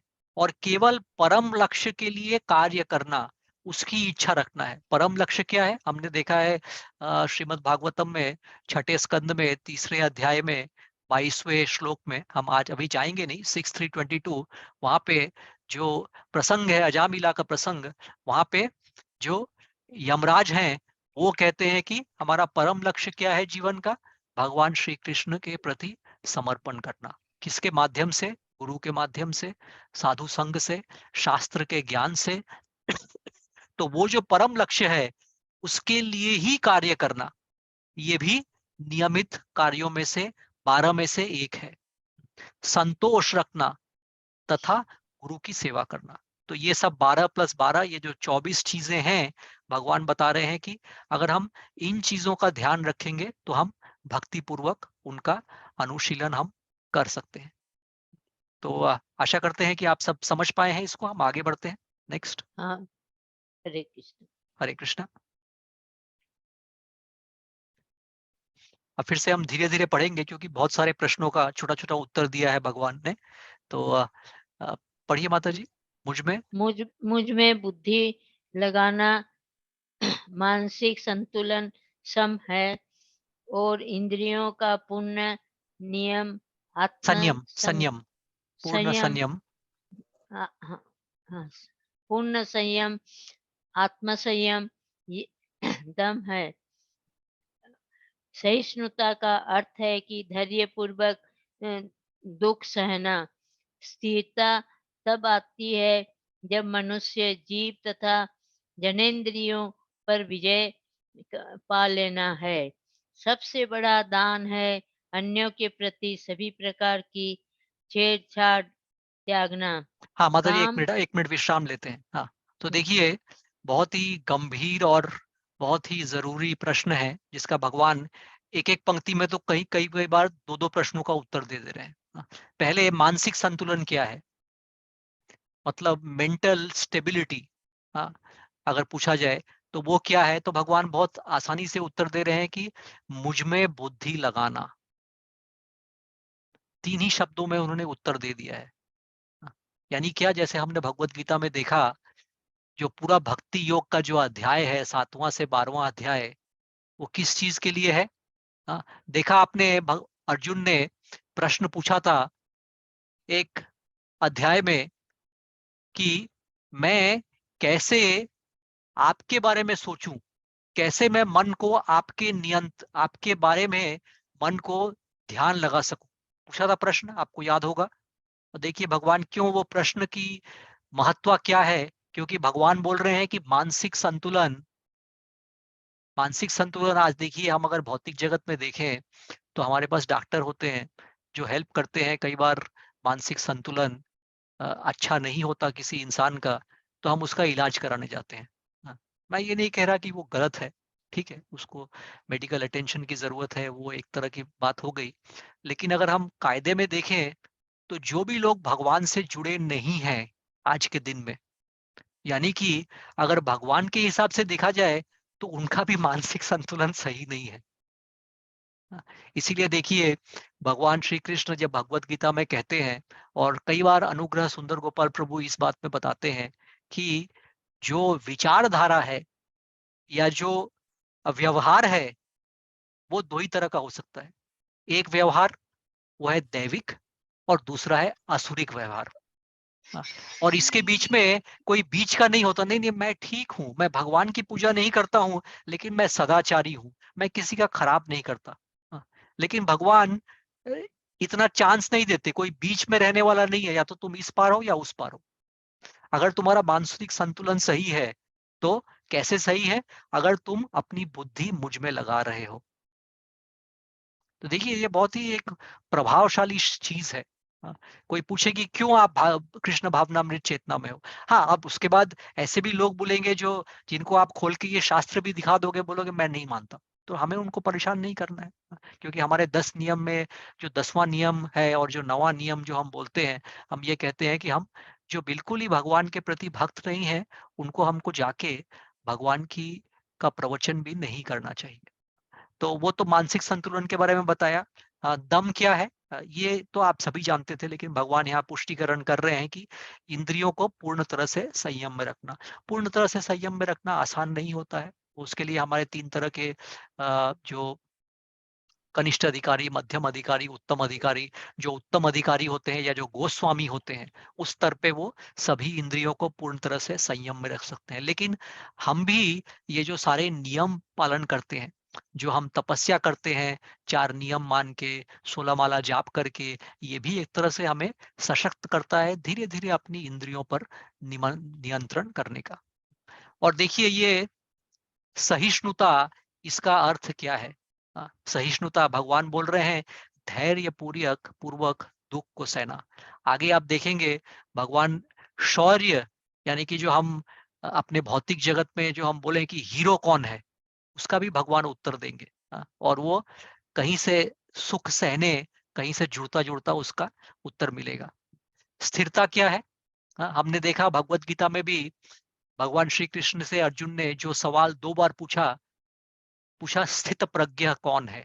यानी कि जो हम बात कर रहे थे पिछले सप्ताह, हमने उदाहरण लिया पहले मंजिल की इमारत, दूसरे मंजिल की इमारत, तीसरे मंजिल की इमारत, जो कि है तीसरे मंजिल पे सद्गुण में रहना, दूसरी मंजिल रजोगुण में रहना, और तीसरी मंजिल सॉरी मतलब उल्टा मैं बोल रहा हूँ, ग्राउंड फ्लोर यानी कि तमोगुण में जी रहे हो, फर्स्ट फ्लोर यानी कि आप रजोगुण में हो, उसके ऊपर जाते हो आप सेकंड फ्लोर पे, या आप फर्स्ट सेकंड थर्ड जैसे भी बोलो, जैसे जैसे ऊपर जा रहे हो वो सद्गुण में, और सद्गुण के भी ऊपर यानी कि स्थित प्रज्ञा पे, कृष्ण भावनामृत चेतना में जब वहां पहुंचते हैं तब हम भगवान को सही तरह से समझ सकते हैं। इसलिए हमारी वो 16 माला जाप दिए गए हैं। तो यहाँ पे भगवान भी बोल रहे हैं कि स्थिरता तब आती है जब मनुष्य अपनी जनेंद्रियों पर विजय पा लेता है। सबसे बड़ा दान क्या है उसके बारे में हमने देखा कि भगवान कह रहे हैं कि सभी प्रकार की छेड़छाड़ को त्याग देना। हाँ, आगे बढ़ते हैं माता जी। उसके बाद काम, काम no sorry Rishwani, just stay there, we have not answered all the काम क्वेश्चंस। हाँ, विषय वासना का परित्याग ही असली तपस्या है। असली शौर्य भौतिक जीवन का भोग करने की सहज प्रकृति को जी, जीत जीतना है तथा भगवान का सर्वत्र दर्शन करना ही सच्चाई है। सत्य ये है, सत्यता का अर्थ है मधुर ढंग से सत्य बोलना, जैसे ही महर्षियों ने घोषित किया है। स्वच्छता का अर्थ है सकाम कर्मों से विरक्ति, जबकि त्याग ही संन्यास है। मनुष्य को असली इष्ट संपत्ति धार्मिकता है और मैं भगवान ही यज्ञ हूँ। आध्यात्मिक उपदेश प्राप्त करने के उद्देश्य से गुरु भक्ति ही दक्षिणा है और सबसे बड़ी शक्ति है श्वास रोकने का प्राणायाम विधि। हरि बोल, हरे कृष्ण। हरे कृष्णा। तो देखते हैं अब जो बाकी प्रश्न है उसमें क्या बोल रहे हैं। तो काम, no no Vishwani, will just stay there, will stay at the shloka because these are very important answers, या वन बाय वन। तो देखिए, काम का परित्याग, तपस्या क्या है, हमने बात की ऋषि मुनि हमें नहीं मिलते हैं आज के दिन में। हम आज के दिन में भी वो तपस्या कर सकते हैं जो श्रील प्रभुपाद ने जो मार्ग बताया है, वो भी एक तरह से तपस्या का मार्ग है। तो भगवान क्या कहते हैं, तपस्या का क्या मतलब है, काम का परित्याग करना। ये नहीं कि हम जंगल में जा रहे हैं, और खासकर कलयुग में जंगल में जाके हम पेड़ पे बैठे हैं, हम किस तरह के वस्त्र पहन रहे हैं और वहां पे सब हमने सब कुछ त्याग कर दिया। भगवान ये तो नहीं बोल रहे हैं कि सब कुछ का त्याग करना तपस्या है। भगवान बोल रहे हैं काम का परित्याग करना, विषय वासना का परित्याग करना, और वो हम यहाँ पे भी रह के कर सकते हैं। आज के दिन में वो माहौल नहीं है कि हम सब कुछ छोड़ के जंगल में जाके हजारों करोड़ों वर्ष तक, अभी हमने पढ़ा ध्रुव महाराज की लीला, वो 5 वर्ष के बालक थे, उन्होंने 6 महीने तक तपस्या की, उसमें से धीरे धीरे तपस्या बढ़ती गई। पहले महीने वो पानी पीते थे, उसके बाद धीरे धीरे वो हवा पीते थे खाली। तो हम तो कर नहीं सकते वो, लेकिन हमें भी भगवान प्रोत्साहित कर रहे हैं, क्योंकि कह रहे हैं कि असली तपस्या क्या है, काम का परित्याग करना। और देखिए असली शौर्य, हमने बात की कि शूर्यवान कौन है। भगवान बोल रहे हैं भौतिक जीवन का भोग करने की सहज प्रवृत्ति को जीतना। हम लोग जब तक कृष्ण भावनामृत चेतना में नहीं आए थे, हमारे जीवन का लक्ष्य क्या था, कि हम ये भौतिक सुख जो भी है उसका हम भोग करें। तो भगवान कह रहे हैं कि असली शूर्यवान वही है जो इस प्रवृत्ति के ऊपर विजय पाले। यानी कि बोले नहीं, मुझे अब ये भौतिक सुख के पीछे नहीं भागना है, यहाँ पे मेरे को असली सुख नहीं मिलेगा। असली सुख कहाँ मिलेगा, असली सुख मिलेगा मुझे गुरु के सानिध्य में, गुरु के शरणागत होने से, भगवान श्री कृष्ण की भक्ति करने से। राधा रानी को हम प्रे करते हैं कि आप हमें भगवान श्री कृष्ण और आप सभी की सेवा करने का मौका दें। हम नित्यानंद प्रभु की सेवा करते हैं ये सोच के कि हमें चैतन्य महाप्रभु जो बहुत ही कृपालु हैं, उनकी उनके पास हमें शरणागत होने का अवसर मिले। तो वो चीज यहाँ पे बताई जा रही है। भगवान का सर्व सत्य क्या है, देखिए भगवान ने उत्तर दिया है, सत्य क्या है, व्हाट इज ट्रूथ। सिंपल 5 शब्दों में भगवान ने उत्तर दिया है, भगवान का सर्वत्र दर्शन करना ही सच्चाई है। अब सर्वत्र दर्शन तो हम नहीं कर सकते। क्यों नहीं कर सकते, क्योंकि हमने भगवत गीता में देखा है कि जो उत्तम अधिकारी होते हैं वो इस अवस्था में होते हैं जहां पे उन्होंने उनको सब कुछ में भगवान श्री कृष्ण दिखते हैं। लेकिन इसका मतलब ये नहीं कि हम भी उस मार्ग में अपने आप को प्रेरित नहीं कर सकते। कनिष्ठ अधिकारी से धीरे धीरे हम मध्यम अधिकारी की तरफ बढ़ सकते हैं, मध्यम अधिकारी से फिर हम उत्तम अधिकारी भी होने के लिए हम प्रयत्न जरूर कर सकते हैं, और उस प्रयत्न को करने में हमें मानसिक अवस्था क्या लेके चलनी है कि हम सब चीज में कोशिश करें कि ये देखें कि इसमें भी भगवान का अंश है। जैसे हम बोलते हैं कि हमें बहुत सारी चीजें, बहुत एक साधारण उदाहरण देता हूं, भगवान श्री कृष्ण बार बार भगवत गीता में बोलते हैं कि स्थित प्रज्ञ कौन है, जो अपने मित्रों और अपने दुश्मनों के साथ एक ही प्रकार का व्यवहार कर सके।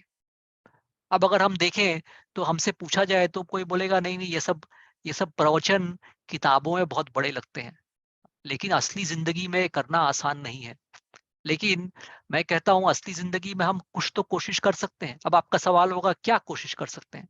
हम इतना तो कोशिश कर सकते हैं कि हम लोगों को, जिनके प्रति हमारी थोड़ी सी अरुचि रही हो, या कभी भौतिक जगत में देखें तो हमारे संबंधों में कभी अच्छा संबंध होता है, कभी खराब संबंध होता है, कभी हम किसी से नाराज हो जाते हैं, कभी कोई हमें कुछ कह देता है, तो हम क्या कर सकते हैं? हम ये कर सकते हैं कि हम सबको क्षमा की दृष्टि से देखें। यानी कि हम ये सोचें विनम्र होके कि शायद मेरे अंदर ही कुछ कमी रह गई हो, इस वजह से शायद ये संबंध अच्छे नहीं चल रहे हैं, लेकिन मैं अपनी तरफ से कभी भी इस व्यक्ति के बारे में कुछ खराब नहीं सोचेगा। हाँ, तो ये सब करके हम इस, जो ये भगवान यहाँ पे हमें प्रेरित कर रहे हैं कि कैसे हम उनका जो सर्वत्र दर्शन करना है, यही सत्य है। और उसके बाद भगवान ये बता रहे हैं कि कभी कभी हमें सत्य बोलना पड़ता है, और सत्य कभी कभी कटु होता है, लेकिन भगवान कह रहे हैं कि सत्यता का अर्थ ये है कि हमें वो कटु सत्य भी बोलना है तो हमें मधुर ढंग से बोलना है, जैसे कि महर्षियों ने घोषित किया है। अब आगे भगवान कह रहे हैं स्वच्छता, इसके बारे में उत्तर दे रहे हैं कि इसका क्या अर्थ है। सकाम कर्मों से विरक्ति, जबकि, हाँ, वो स्वच्छता का क्या मतलब है? सकाम कर्मों से विरक्ति, और त्याग जो है वो ही संन्यास है। अब देखिए, जो हमने बात की संपत्ति के बारे में कि संपन्न कौन है, धनी कौन है, देखिए भगवान क्या उत्तर दे रहे हैं। धनी वो नहीं है जो मुकेश अंबानी है या अदानी है, या जिसके पास सैकड़ों करोड़ों अरबों रुपए पड़े हुए हैं बैंक अकाउंट में। भगवान क्या बोल रहे हैं कि असली इष्ट संपत्ति क्या है? धार्मिकता है। यानी कि अगर अगर हम संपन्न हैं, हमारे पास संपत्ति है, ठीक है, उसमें कोई खराब नहीं है ऐश्वर्य होना, लेकिन आपके पास और हमारे पास बैंक में कितना पैसा है, इससे भगवान ये नहीं कहते कि हम संपन्न हैं कि नहीं है। जब हम ऊपर जाएंगे ये शरीर को त्याग करके, तो अगर हमसे यमराज के दूत मिले, तो कोई हमारे बैंक बैलेंस देख के ये डिसाइड नहीं करेगा कि हमारे पास संपत्ति थी कि नहीं। इससे डिसाइड करेगा कि हमारे अंदर धार्मिकता है कि नहीं, और वो धार्मिकता को जीने के लिए हमने किस तरह का जीवन व्यापन किया। वो मूल्यांकन होगा कि हम कितने संपन्न थे, हमारे पास कितनी संपत्ति थी।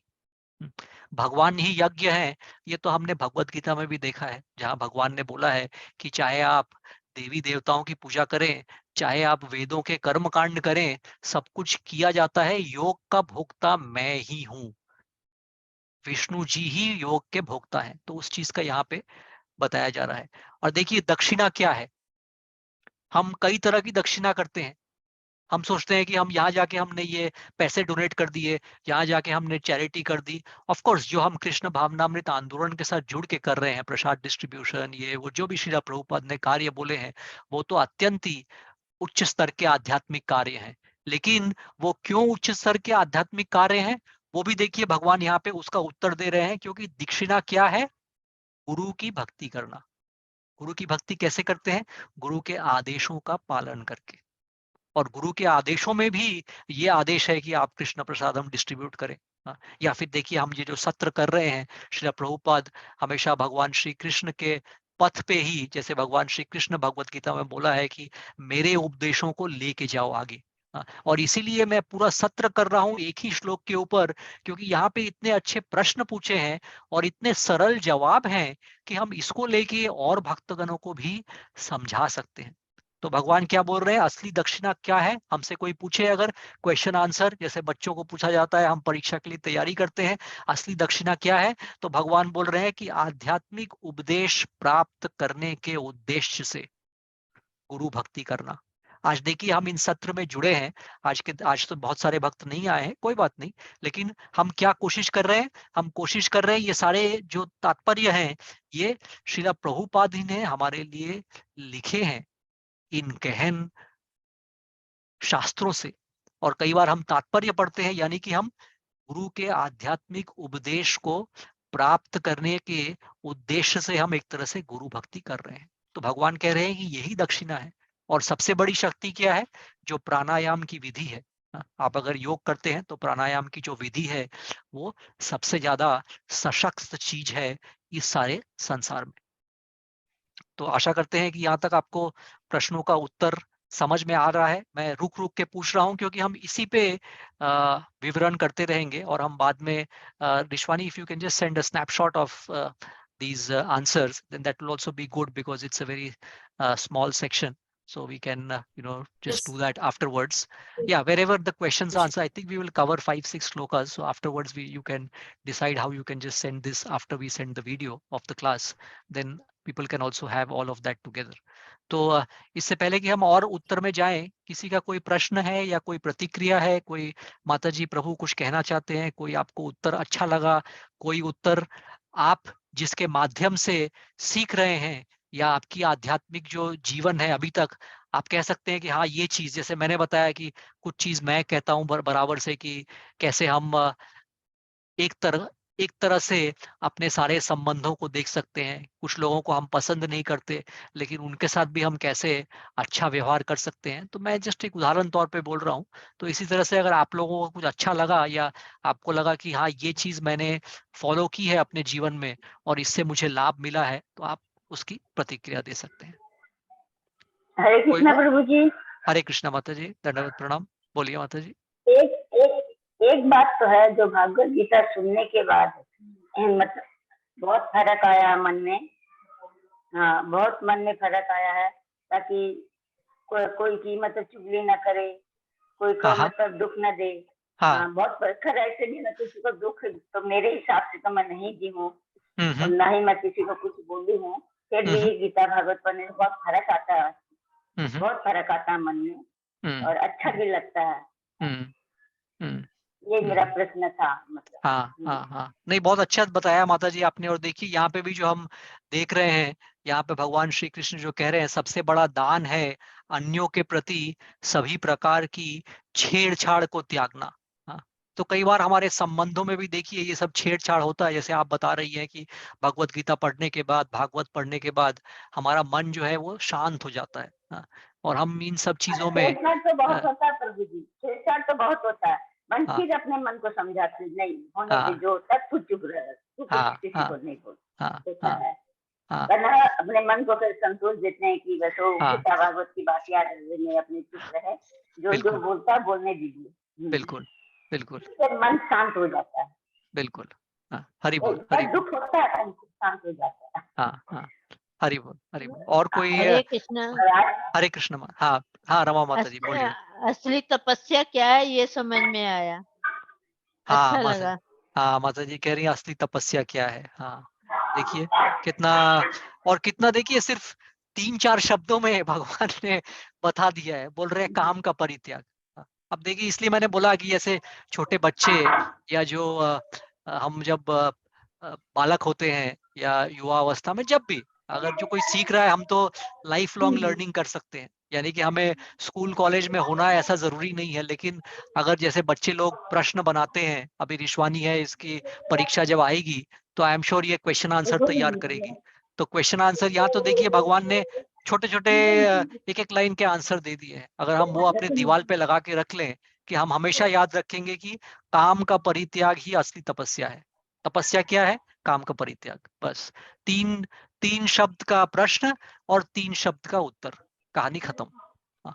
अब ऑफ कोर्स कई बार 1 जन्म या 10 जन्म लग जाते हैं उसको फॉलो करने में, लेकिन हम जैसे बताते हैं कि भौतिक जगत में बहुत सारे हम अंग्रेजी में बोलते हैं मोटिवेशनल स्पीकर होते हैं। मतलब ज्ञान देने वाले तो बहुत लोग हैं, लेकिन उनका ज्ञान लेके हम क्यों जाएंगे? जब भगवान खुद ही ज्ञान दे रहे हैं तो भगवान का दिया हुआ ज्ञान हम उसी को लेके अपना जीवन का आधार बना लें। तो प्रश्न जब बहुत अच्छे अच्छे पूछे हैं और जब बिल्कुल सीधे सीधे प्रश्न है, देखिए घुमा फिरा के प्रश्न नहीं पूछ रहे हैं, सीधा प्रश्न है और सीधा उत्तर है। हाँ। और किसी को कुछ हाँ, कहना है? हाँ, बस इसी को फॉलो कर लें तो जीवन सार्थक हो जाए। बिल्कुल बिल्कुल, हरि बोल हरि बोल। हरि हाँ बोल। एक बात तो है प्रभु जी, हाँ जैसे 4 चीज का त्याग करना, पर ये गीता भागवत सुनने के बाद मतलब मन में थोड़ा ये होता नहीं, अपने ये काम ऐसा नहीं करना, वो काम ऐसे नहीं करना, जो 4 चीज को त्याग करना उसी को त्याग करना। पर घर वाले थोड़े से नाराज होते हैं, तुम वो भी नहीं करोगी, तुम वो भी नहीं करोगी, तो मतलब भैया मेरे से इसी में जीना है, इसी में ये करना है, हाँ ऐसे हाँ बोलते हूँ हम लोग को। हाँ जैसे बाहर खाने के लिए बोलते हैं, बोले नहीं मैं नहीं खाऊंगी, हाँ नहीं हाँ करूंगी, हाँ, मना करती हूँ उन लोगों, मैं बाहर नहीं खाऊंगी करेक्ट। या पिक्चर नहीं जाऊंगी और मना करती हूँ। हाँ हाँ तो उन लोगों को थोड़ा हाँ, सा खराब भी लगता है, मुझे अब लगता है तो बिल्कुल। लगने दो, अपना तो जीवन सुधारना है, बात यही है। हाँ नहीं, बिल्कुल बिल्कुल बिल्कुल। हाँ, वो संतुलन आदमी जितना बना सकता है आदमी। हाँ, सॉरी सॉरी माता जी, बोलिए। हाँ बोलिए। जैसे प्याज लहसुन खाना मतलब मना है, नहीं खाती हूँ, चाय नहीं पीती हूँ, हाँ तो हाँ थोड़ा उन लोग को दिक्कत तो होता ही है ना, हाँ मेरे हाँ चलते दिक्कत होता है, तुम क्या हाँ करूँ मैं, बोली अब दिक्कत हो तो हो। हाँ हाँ, नहीं सही बात है, नहीं, जितना आदमी संतुलन बना सकता है मेरी बनाता है, बेटी, लेकिन हरे कृष्णा प्रभु जी, मेरी बेटी क्या बोल रही है, बोले तो आप 10वीं को नहीं खाती हो, एकादशी को करते, द्वादशी को नहीं खाती। अच्छा प्रभु जी आप बताइए, आप बताइए, अच्छा भगवान मेरे को शक्ति दे रखा है, बताइए, सुबह फल ले लेती हूँ, दोपहर में खाना खाती हूँ, रात को नहीं खाती, दूध ले लेती हूँ, फिर हाँ एकादशी को एक टाइम खाती हूँ, सुबह फल लेकर दोपहर में मतलब फल करती हूँ, हाँ फिर रात को कुछ नहीं लेती हूँ, फिर द्वादशी को वैसे ही सुबह फल लेना, दोपहर को खाना, रात को नहीं खाना, रात को दूध में, हाँ, तो क्या खाती नहीं होगा, ये लोग समझते हैं इस बात को। नहीं ठीक है माता जी, अभी मैं वो घरेलू विषय में नहीं पढ़ूंगा मैं, वो लोग भी अपना प्रेम और स्नेह से बताते हैं, हम देखते हैं भगवान श्री कृष्ण क्या कह रहे हैं। मैं रिश्वानी से पूछना हाँ चाहता हूँ। ठीक है रिश्वानी, आपको कुछ टिप्पणी करनी है? You want to give any feedback, any thoughts on these question answers that you see? Anything you liked? Anything? I hope you have. I know there's some difficult words in Hindi, but I hope you understood some of the answers. Any thoughts? Any Yes, Prabhu, समझ आ comments? रही है. And these are very common questions to which generally we don't have answers if someone asks. So it's good Yeah, actually we are seeing these questions and answers. very nice, very nice. ठीक है, हम आगे बढ़ते हैं और हम देखते हैं उत्तर। भगवान ने और भी बहुत अच्छे अच्छे उत्तर दिए हैं, तो और देखते हैं इसके बाद भगवान क्या कह रहे हैं। और स्मितांजलि माता जी भी हमारे साथ जुड़ी हैं। माता जी दंडवत प्रणाम, अच्छा लग रहा है आप भी क्लास में आई हैं। तो देखते हैं आप भगवान और क्या उत्तर दे रहे हैं। तो रमा माता जी आप भी पढ़ सकती हैं, या उसके बाद मैं देख रहा हूँ और क्लास में कोई और पढ़ना चाहता है तो आप भी आगे आ सकती हैं। हाँ, रमा माता जी पढ़िए। वास्तविक ऐश्वर्य। वास्तविक ऐश्वर्य भगवान के रूप में मेरा निजी स्वभाव है, जिसके माध्यम से 6 असीम विद्या आत्मा के भीतर नहीं के नहीं, 6 असीम ऐश्वर्यों को प्रकट करता हूँ। ऐश्वर्य को प्रकट करता हूँ। जीवन का सबसे बड़ा लाभ मेरी भक्ति है।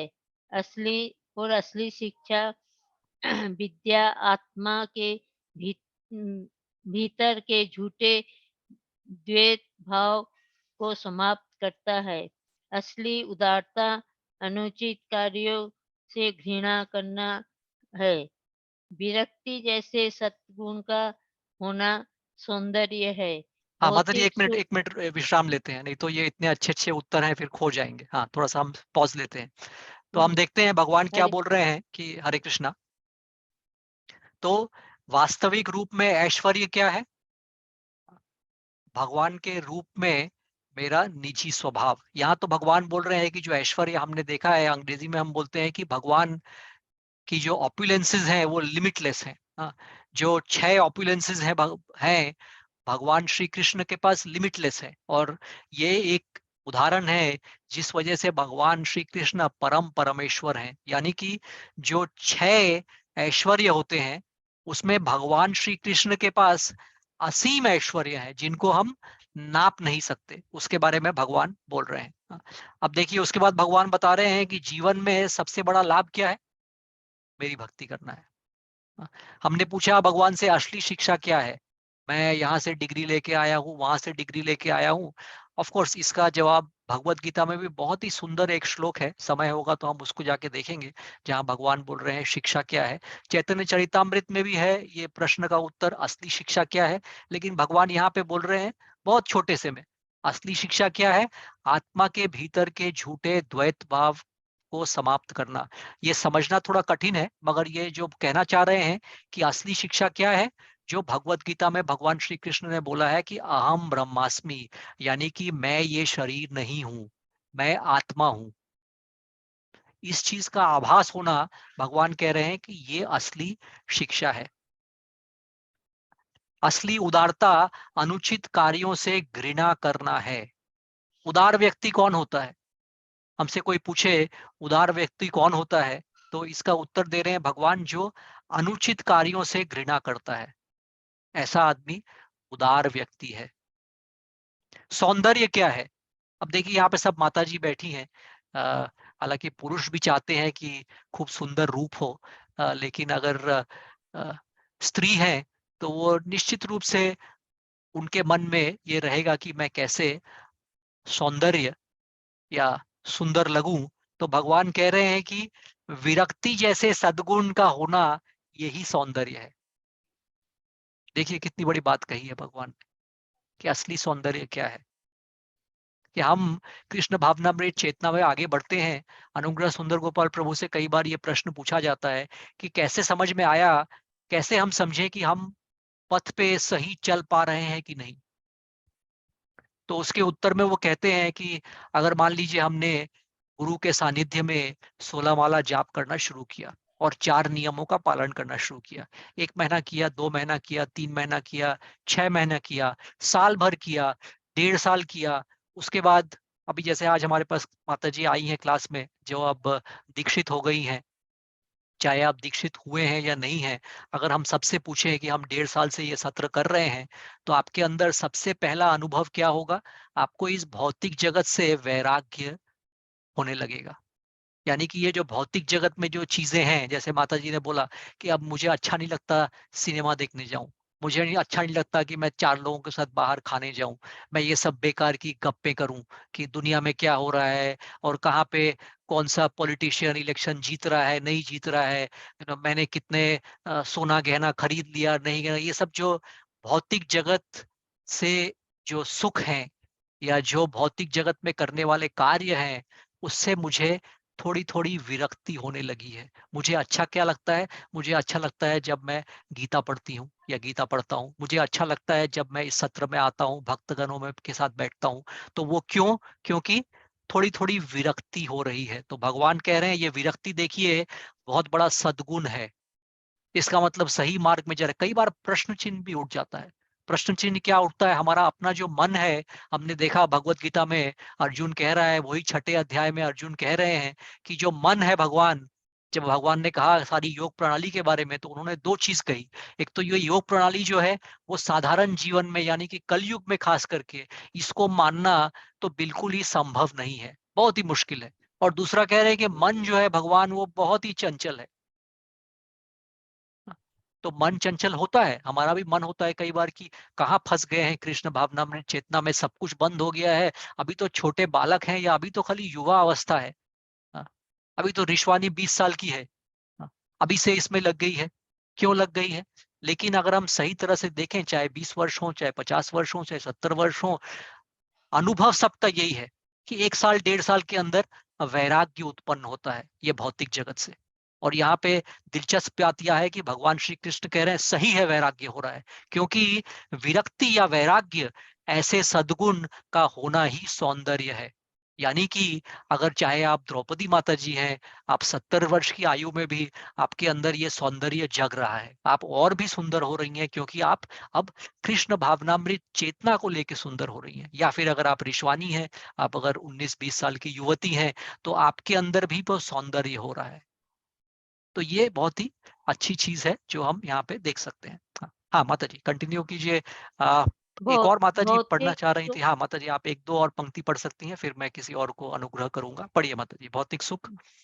भौतिक सुख तथा दुख लांघना असली सुख है। असली दुख तो यौन सुख की खोज में अपने को फैस फसाना है। फसाना है। बुद्धिमान वही है जो बंधन से छूटने की विधि जानता है, और मूर्ख ये है जो अपनी पहचान अपने शरीर तथा मन मन से से करता है। हाँ, करता है। जीवन में असली मार्ग वो है जो मुझ तक ले जाने वाला है, और कुमार्ग इंद्रिय तृप्ति है, जिससे कि चेतना मोहग्रस्त हो जाती है। हाँ, वास्तविक माता जी 1 स्वर्ग मिनट पॉज़ करेंगे, माता जी हम्म, पास पॉज़ करेंगे, क्योंकि बहुत सारी चीज़ें हमने यहाँ पे देख ली। तो वापस जाते हैं। भौतिक सुख तथा असली सुख क्या है? अगर कोई प्रश्न पूछे, सिंपल सवाल, असली सुख क्या है? तो उसका उत्तर देखिए 1, 2, 3, 4, एक्चुअली 5 शब्दों में भगवान ने उत्तर दे दिया। भौतिक सुख तथा दुःख को लांघना, जो हमने पिछले सप्ताह पढ़ा। देखिए, इसलिए 2 बार प्रश्न पूछा गया है। सॉरी, मैं बार-बार रिपीट कर रहा हूँ, लेकिन श्रील प्रभुपाद भी बार-बार रिपीट करते हैं समझाने के लिए। 2 बार पूछा भगवान से अर्जुन ने, स्थित प्रज्ञ कौन है? वापस हम वो बिल्डिंग के उदाहरण पे आते हैं। पहली मंजिल, दूसरी मंजिल, तीसरी मंजिल, उसके बाद चौथी मंजिल। तमोगुण, रजोगुण, सतगुण उसके ऊपर जब उठ गए, उसके जब ऊपर उठ गए, तब कृष्ण भावनामृत चेतना में रहे। उसके ऊपर उठे, हमने उदाहरण क्या दिया? हमें अभी घर नहीं मिला वहां पे, चाहे रेंट पे हो या जैसे भी। कभी कभी हमें एटलीस्ट वो लिफ्ट से अलाउ करता है चौथी मंजिल पे जाने पे। क्यों? क्योंकि हम 16 माला जाप कर रहे हैं, हम 4 नियम पालन कर रहे हैं, हम धीरे धीरे कनिष्ठ अधिकारी से मध्यम अधिकारी की तरफ जाएंगे। और भगवान क्या कह रहे हैं देखिए, भौतिक सुख तथा दुख को लांघना, मतलब पहली मंजिल, दूसरी मंजिल, तीसरी मंजिल। अभी देखिए, अगर लिफ्ट है तो जिसको धर्म का ज्ञान ही नहीं है, वो तो उस बिल्डिंग के लिफ्ट से पहली, दूसरी, तीसरी मंजिल उसी में ऊपर नीचे करता रहता है। उसको तो चाबी भी नहीं मिली है लिफ्ट की कि वो चौथी मंजिल में जा सके। जब हमने श्रीला प्रभुपाद की शरणागत ली, मंजू माता जी बोल रही थी कि सरल तरह से समझाइए। सरल तरह से अगर मैं समझाऊं, अगर मैं उदाहरण लूं, लिफ्ट को हटा दीजिए, सीढ़ी का उदाहरण।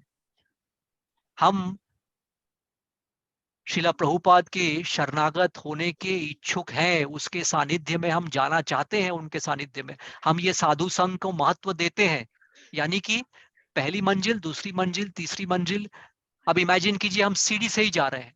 हाँ, जब तक तो हमारे पास धर्म का ज्ञान नहीं है, हम जितने भी सद्गुणी हो, हमको क्या अलाउड है? इन 3 मंजिलों के बीच में आप सीढ़ी से जितना मर्जी ऊपर नीचे करना चाहे ले सकते हैं। आपके पास बहुत पैसा है, ठीक है, आपको तीसरी मंजिल में भी घर मिल जाएगा, मकान मिल जाएगा, आप खरीद लीजिए मकान। लेकिन आपको चौथे मंजिल पे जाने की अनुमति नहीं है। वहां पे एक ताला लगा हुआ है, वो ताला आपके लिए नहीं खुलेगा। जब आप श्रीला प्रभुपाद के सानिध्य में, जब हम अनुग्रह सुंदर गोपाल प्रभु को अपना शिक्षा गुरु मान के, अपने सारे भक्तगणों के साथ मिल के, हम साधु संग में बैठ के, हम शास्त्रों के माध्यम से ज्ञान लाभ करके हम धीरे धीरे उस पथ पे चलते हैं, तो वो ताला खुलता है। बोलते हैं कि ठीक है, आप चौथे मंजिल पे आ सकते हैं। लेकिन अभी भी हम कनिष्ठ अधिकारी हैं, हम और नियम पूर्वक हम इस प्रणाली में आगे जुड़े रहेंगे। कभी ना कभी हमें मौका मिलेगा कि जब ताला खुल गया, तो आप कहेंगे कि ठीक है, आप ऐसा कर सकते हैं, दिन में 24 घंटे होते हैं, आपको अलाउड है कि आप चौथी मंजिल में 4 घंटा आप समय बिता सकते हैं। घर नहीं खरीद सकते वहां।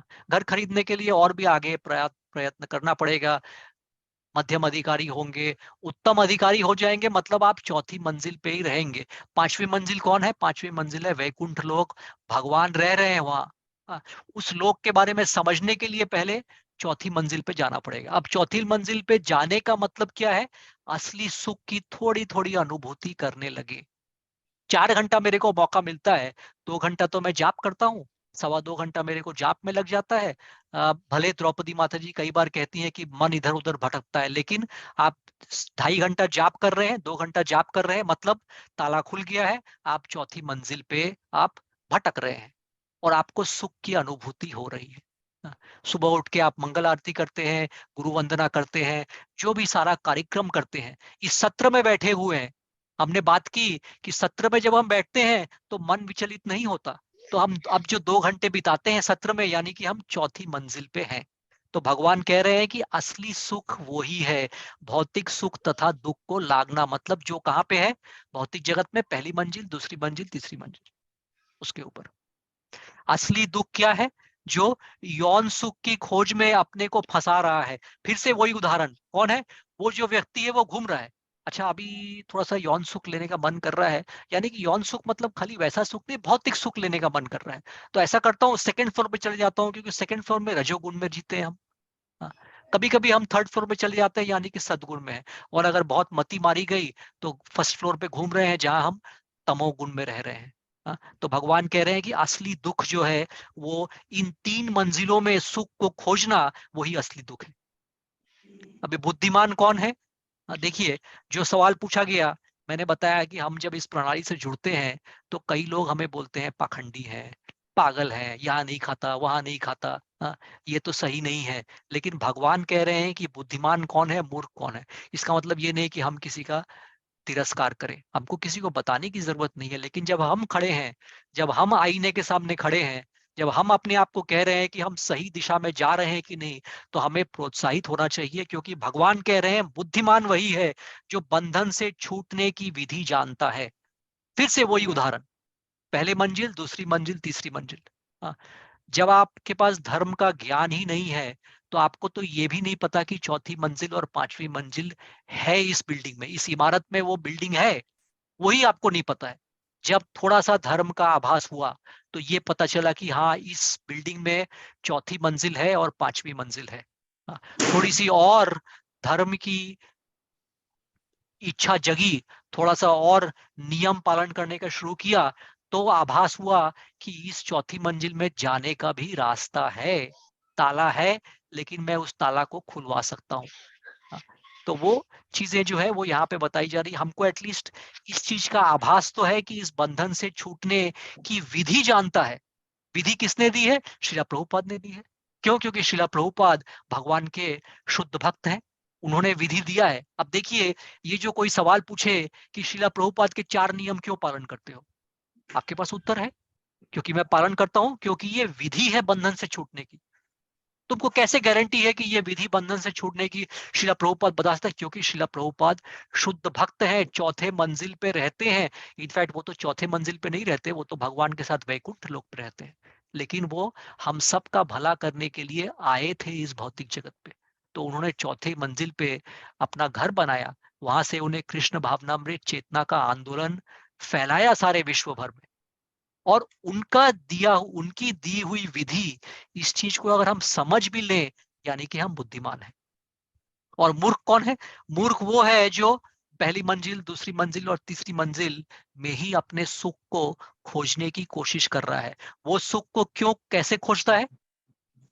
अगर हम बोले कि हमको दूसरी मंजिल में, यानी कि रजोगुण में हमको ये सुख चाहिए, तो वो सुख की अनुभूति जो हम, मिथ्या सुख है, भ्रम जो है, वो सुख की अनुभूति कैसे होती है? शरीर या मन से। शरीर से कैसे? मैं चला गया, मैं एक उदाहरण दे रहा हूँ। कुछ लोग हैं जो भौतिक जगत के सुख से, मान ली किसी को पहनने का बहुत शौक है, हर दूसरे दिन जा रहा है, मॉल जा रहा है, ये खरीद रहा है, वो कर रहा है, ये कर रहा है, तो उसके बाद पहन रहा है, मतलब क्या पहनता कहाँ पे है? अलमारी में तो नहीं लगाता, अपने शरीर के ऊपर पहनता है। शरीर पे कपड़ा पहनता है, आभूषण पहनता है, अपनी खूब श्रृंगार कर रहा है, यानी कि सोच रहा है कि सुख मिले मेरे को शरीर से। और या फिर बहुत सारी ऐसी चीजें हैं जो हम सोचते हैं कि मन में हमको बहुत खुश करती हैं। जैसे देखिए, चलचित्र ही, पहले जब हम भौतिक जगत में भौतिक सुख की अनुभूति कर रहे थे या कोशिश कर रहे थे, तो हमको वो सब चीजें दिलचस्प लगती थी, वहां से हमको सुख मिलता था, क्योंकि हमारा मन सोचता था कि ये हमारे सुख को बढ़ावा दे रहा है। हालांकि वो सुख बहुत ही टेम्पररी होता था। तो वो चीज यहाँ पे बताया जा रहा है। असली मार्ग क्या है? जो मुझ तक ले जाए। बहुत सरल शब्दों, जैसे शुरू में ही भगवान ने बताया, पिछले श्लोक में भी, कि लक्ष्य क्या है? मुझ तक पहुंचना। तो उसी से रिलेटेड ये तो इजी है समझना कि असली मार्ग क्या है जीवन का, मुझ तक ले जाने वाला, और कुमार्ग क्या है, वही पहले मंजिल, दूसरे मंजिल, तीसरी मंजिल, उसी में आगे पीछे घूम रहे हैं। अच्छा ऐसा करते हैं, अभी हम 3rd फ्लोर पे मैं रहूंगा, मैं बहुत सद्गुण में जीऊंगा, लेकिन 3rd फ्लोर में रहने से फायदा कुछ नहीं है अगर मेरे को ये आभास नहीं है कि 4थी मंजिल भी है इस बिल्डिंग में और 5वीं मंजिल भी है, यानी कि भगवान श्री कृष्ण है और उनके प्रति शरणागत होना है। जितना भी सद्गुण का कार्य कर लें, वेद पुराण के सारे यज्ञ भी कर लें, लेकिन अगर उसके साथ भगवान श्री कृष्ण के प्रति भक्ति नहीं जगी तो वो मार्ग बेकार है। और या फिर अगर इंद्रिय तृप्ति करने के रास्ते पे चल रहे हैं कि आप ऐसा करते हैं कि दूसरी मंजिल में एक घर खरीद लेंगे, यानी कि और भी रजोगुण में जीने का अपना जो की जो इच्छा है, छोटा घर था 2 बेडरूम था, अभी 4 बेडरूम खरीद लेंगे, एक गाड़ी थी 3 गाड़ी खरीद लेंगे, यानी कि कौन से मार्ग में चल रहे हैं, उस मार्ग में जहां इंद्रिय तृप्ति करने की कोशिश कर रहे हैं।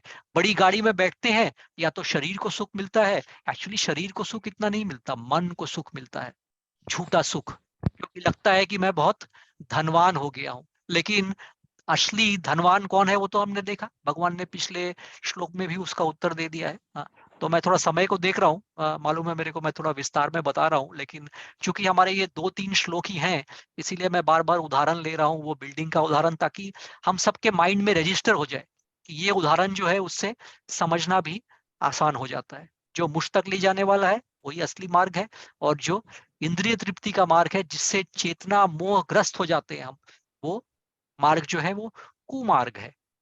तो हमें किसी से लड़ने झगड़ने की जरूरत नहीं है, लेकिन जैसे देखिए भगवान श्री कृष्ण भगवत गीता में कहते हैं कि मेरा आभास करने वाला स महात्मा सुदुर्लभ, हजारों लाखों करोड़ों लोग में एक आदमी ऐसा होगा जो मेरे को समझेगा, और उनमें से भी शायद कोई एक होगा जो मेरे इस मार्ग पे चलेगा। तो हमें इस चीज को समझ के रखना है कि वास्तविक स्थिति में, खासकर कलयुग में, हमारे आसपास में अगर 10 लोग को खड़े करेंगे हम, तो 8 लोग ऐसे होंगे जिनमें कृष्ण भावनामृत चेतना से कोई लेना देना नहीं है और जिसको कोई इच्छा भी नहीं है। हाँ, लेकिन हमें अपने आप को ये कहना है कि हम सही मार्ग पे चल रहे हैं, और उन लोगों में से भी कुछ लोगों को हम जोड़ सकें, इसलिए हम बार बार कहते हैं कि जितने लोगों को हम जोड़ सकेंगे।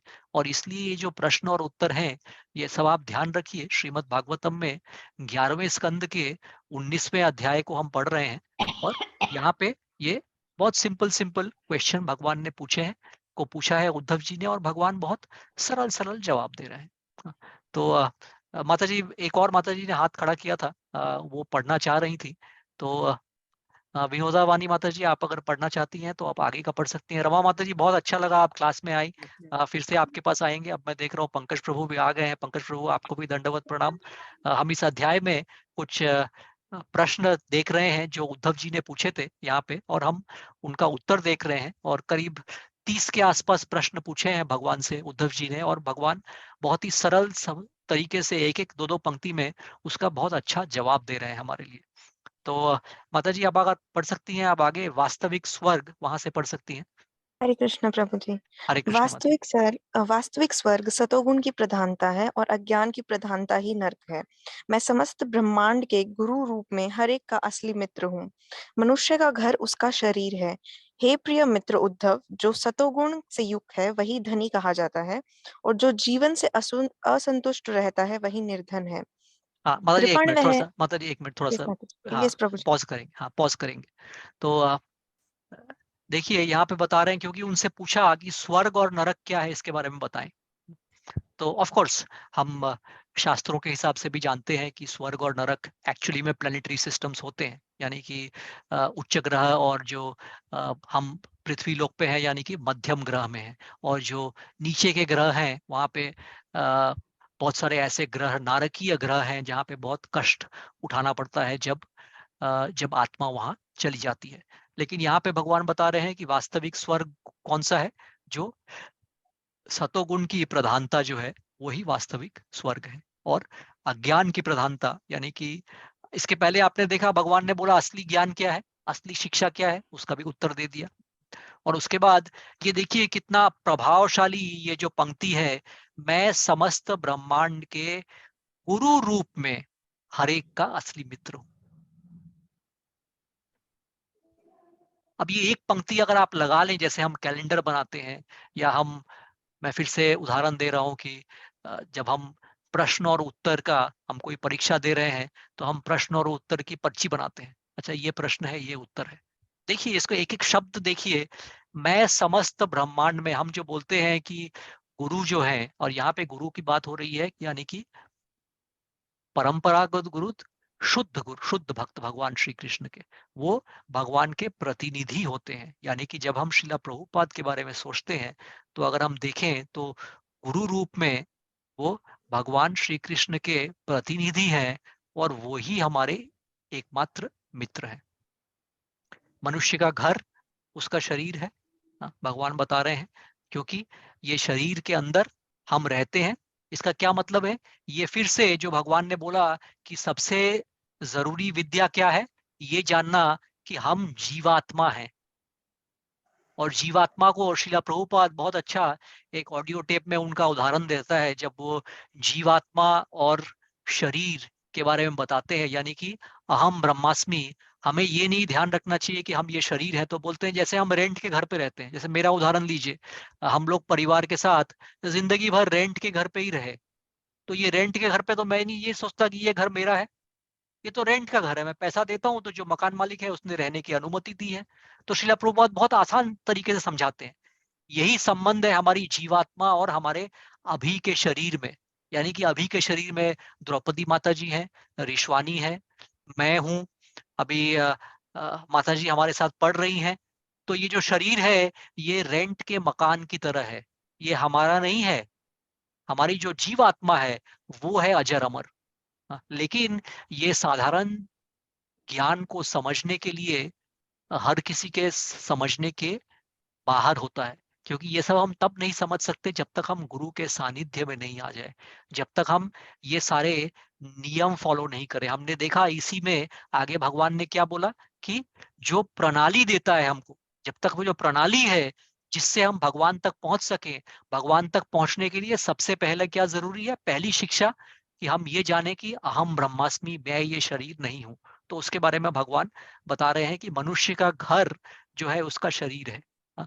जो सद्गुणों से युक्त है वही धनी कहलाता है। भगवान से पूछा कि धनी कौन है? इसका तो पहले भी हमने देखा, उत्तर दिया भगवान ने, सेम ही उत्तर दिया, अभी रिपीट कर रहे हैं। और देखिए निर्धन कौन है? निर्धन वो नहीं है जिसके पास बैंक में पैसा कम है, या आज जो जिसके बोले कि हॉस्पिटल में पड़ा हुआ है, 6 महीने से बहुत कष्ट झेल रहा है, वो निर्धन नहीं है। निर्धन कौन है? हो सकता है आपके पास सब कुछ है, गाड़ी है, बंगला है, सब कुछ है, लेकिन आप जीवन से असंतुष्ट हैं। मैं पॉज कर रहा हूं, सोचिए इसके बारे में। भगवान बता रहे हैं कि वही निर्धन है जो जीवन से असंतुष्ट है। इसके पहले हमने देखा कि भगवान बोल रहे हैं कि असली हीरो कौन है? असली हीरो वो है जो सारे दुखों को झेल जाता है।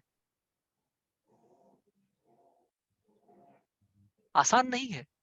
कल को अगर मैं उदाहरण लूं, जब मेरी लड़कियां भी छोटी थी, कभी किसी को बुखार भी बहुत तेज आ जाए तो मन विचलित हो जाता है, मन चिंतित हो जाता है। आसान नहीं है। लेकिन जैसे जैसे हम आध्यात्मिक जीवन में अपनी परिपक्वता बढ़ाते हैं, जैसे मैं एक चीज अपना पर्सनल उदाहरण देता हूँ कि जो इन सालों में जिसमें दृढ़ता बढ़ी है, अब अगर फैमिली में या कभी ऑफिस में या मित्रों में कभी किसी का देहांत हो जाता है, यानी कि कोई शरीर छोड़ के चला जाता है, हाँ, तो जो मन में आदमी विचलित होता है, या जो मन में दुख होता है, या जो मन में असंतोष होता है, वो अब धीरे धीरे थोड़ा कम हो गया है। क्यों? क्योंकि इस चीज की अनुभूति कि ठीक है वो बहुत प्रिय थे, प्रिय सज्जन सज्जन थे, या प्रिय मित्र थे, अब उनका देहांत हो गया, तो निश्चित रूप में खराब लगता है। लेकिन मन बहुत जल्दी इस बात को बोल देता है कि नहीं ठीक है, वो तो एक शरीर से छोड़ के वो जीवात्मा है, तो वो तो अजर अमर है, एक शरीर छोड़ दिया, अब किसी दूसरे शरीर में जाएंगे। तो आशा करते हैं कि जो एक शरीर से दूसरे शरीर में जाना है, अगर तो वैष्णव प्रणाली से जी रहे थे तो शायद भगवान श्री कृष्ण के पास चले जाएंगे। नहीं भी होगा तो यही प्रार्थना रहेगी कि बहुत जल्द ही वापस अपने असली घर में जा सके। तो जस्ट एक एग्जाम्पल था कि जैसे जैसे आदमी मन को सशक्त कर सकता है, लेकिन देखिए यहाँ भगवान बहुत साधारण तरह से बता रहे हैं कि जो जीवन में असंतुष्ट रहता है वही निर्धन है। वही निर्धन है। हाँ। हाँ हाँ, माता जी कंटिन्यू कीजिए इसके बाद। कृपण वह है जो अपनी इंद्रियों को वश में नहीं रख सकता, और असली नियंत्रक वह है जो इंद्रिय तृप्ति में आसक्त नहीं होता। इसके विपरीत जो व्यक्ति इंद्रिय तृप्ति में आसक्त रहता है वह दास होता है। इस प्रकार हे उद्धव, मैंने तुम्हारे द्वारा पूछे गए सारे विषयों की व्याख्या कर दी है। इन सद्गुणों तथा दुर्गुणों की अधिक विशद व्याख्या की आवश्यकता नहीं है, क्योंकि निरंतर गुण तथा दोषों को देखना स्वयं में एक दुर्गुण है। सर्वोत्कृष्ट गुण तो भौतिक गुण और दोष को लांघ जाना है। हरे हरि कृष्ण। बोल, हरि बोल। तो देखिए जो लास्ट पंक्तियां हैं ये भी बहुत अच्छी है, और खासकर जो लास्ट में इन सद्गुणों तथा दुर्गुणों, उस पर मैं आऊंगा, पर एक एक करके चलते हैं। तो कृपण कौन है? जो इंद्रियों को वश में नहीं रख पाता। और असली नियंत्रक कौन है? जो इंद्रिय तृप्ति में आसक्त नहीं होता। तो सब कुछ देखिए कितनी चीजें इंद्रिय तृप्ति के आसपास मंडरा रही हैं। अगर आप इंद्रिय तृप्ति शब्द का प्रयोग देखें इन सारे उत्तर में, तो कितनी जगह वही घूम फिर के उसी पे बात आ जाती। इस प्रकार हे उद्धव, मैंने तुमने जितने प्रश्न मेरे से पूछे उद्धव, मैंने सबका आंसर दे दिया। और देखिए ये भगवान श्री कृष्ण ही हैं जो ऐसे गंभीर प्रश्नों का 2-2, 3-3 शब्दों में उत्तर दे सकते हैं। भगवान श्री कृष्ण से अर्जुन ने जब एक प्रश्न पूछा, एक प्रश्न भगवत गीता में खासकर एक प्रश्न था 6ठे अध्याय में, जब भगवान से पूछ रहे हैं, हमने पिछले क्लास में किया था, पिछले से पिछले क्लास, जब वो पूछ रहे हैं कि आध्यात्मिक प्रणाली में चलने वाला कोई अगर आधे अधूरे मार्ग पे छोड़ दे क्योंकि वो पूरा फॉलो नहीं कर पाया, तो उसका क्या होता है। अगर आपको याद होगा प्रश्न हमने पढ़ा था, बहुत दिलचस्प प्रश्न था। और भगवान ने बोला, भगवान से पूछ रहे हैं क्या वो घर का भी नहीं रहता, घाट का भी नहीं रहता। और उसके बाद मेघ का उदाहरण लिया था कि जैसे छोटा सा बादल होता है, वो कभी कभी बड़े बादल से हट जाए तो वो कभी इधर कभी नहीं होता, उधर कभी, मतलब आध्यात्म जगत में भी सुख नहीं पा पाया और भौतिक जगत में भी सुख पा नहीं पाया। तो वो जो प्रश्न पूछा था अर्जुन ने, प्रश्न तो एक जगह पे है, उसके बाद भगवान से अर्जुन ये कह रहे थे कि इस सारे संसार में इसका उत्तर देने वाला सिर्फ आप ही एकमात्र हैं जो सही उत्तर दे सकते हैं। तो मैं क्यों उसका उदाहरण दे रहा हूं, क्योंकि देखिए इतनी खुशी होती है इन प्रश्नों और उत्तरों को देख के, क्योंकि हमें मालूम है, जैसे हमने देखा उत्तर में भी भगवान कहते हैं कि जो 6 ऐश्वर्य हैं उसमें मेरे पास जो ऐश्वर्य है वो असंख्य है, तुम तो इसका अनुमान भी नहीं लगा सकते। ऐसे ही भगवान श्री कृष्ण के अलावा किसी की क्षमता नहीं है। ऑफ कोर्स हमारे गुरु की क्षमता है क्योंकि वो भगवान के प्रतिनिधि है। तो गुरु या भगवान दोनों में से वही लोग सामर्थ हैं जो इतने गंभीर प्रश्नों का इतना सरल सरल 2-2 शब्द, 3-3 शब्द, एक लाइन, 2-2 लाइन का आंसर दे सके। लेकिन अंत में एक शिक्षा है जो बहुत ही महत्वपूर्ण है, जहां देखिए आपने उद्धव ने पूछा था कि आप ये सब प्रश्नों का उत्तर बताइए मुझे और इसके सारे ऑपोजिट बताइए। तो भगवान उसमें बोल रहे हैं, इस प्रकार हे उद्धव, मैंने तुम्हारे द्वारा पूछे गए सारे विषयों की व्याख्या कर दी है। इन सद्गुणों तथा दुर्गुणों की अधिक विशद व्याख्या की आवश्यकता नहीं है। देखिए बहुत एक गंभीर चीज भगवान बता रहे हैं। क्यों?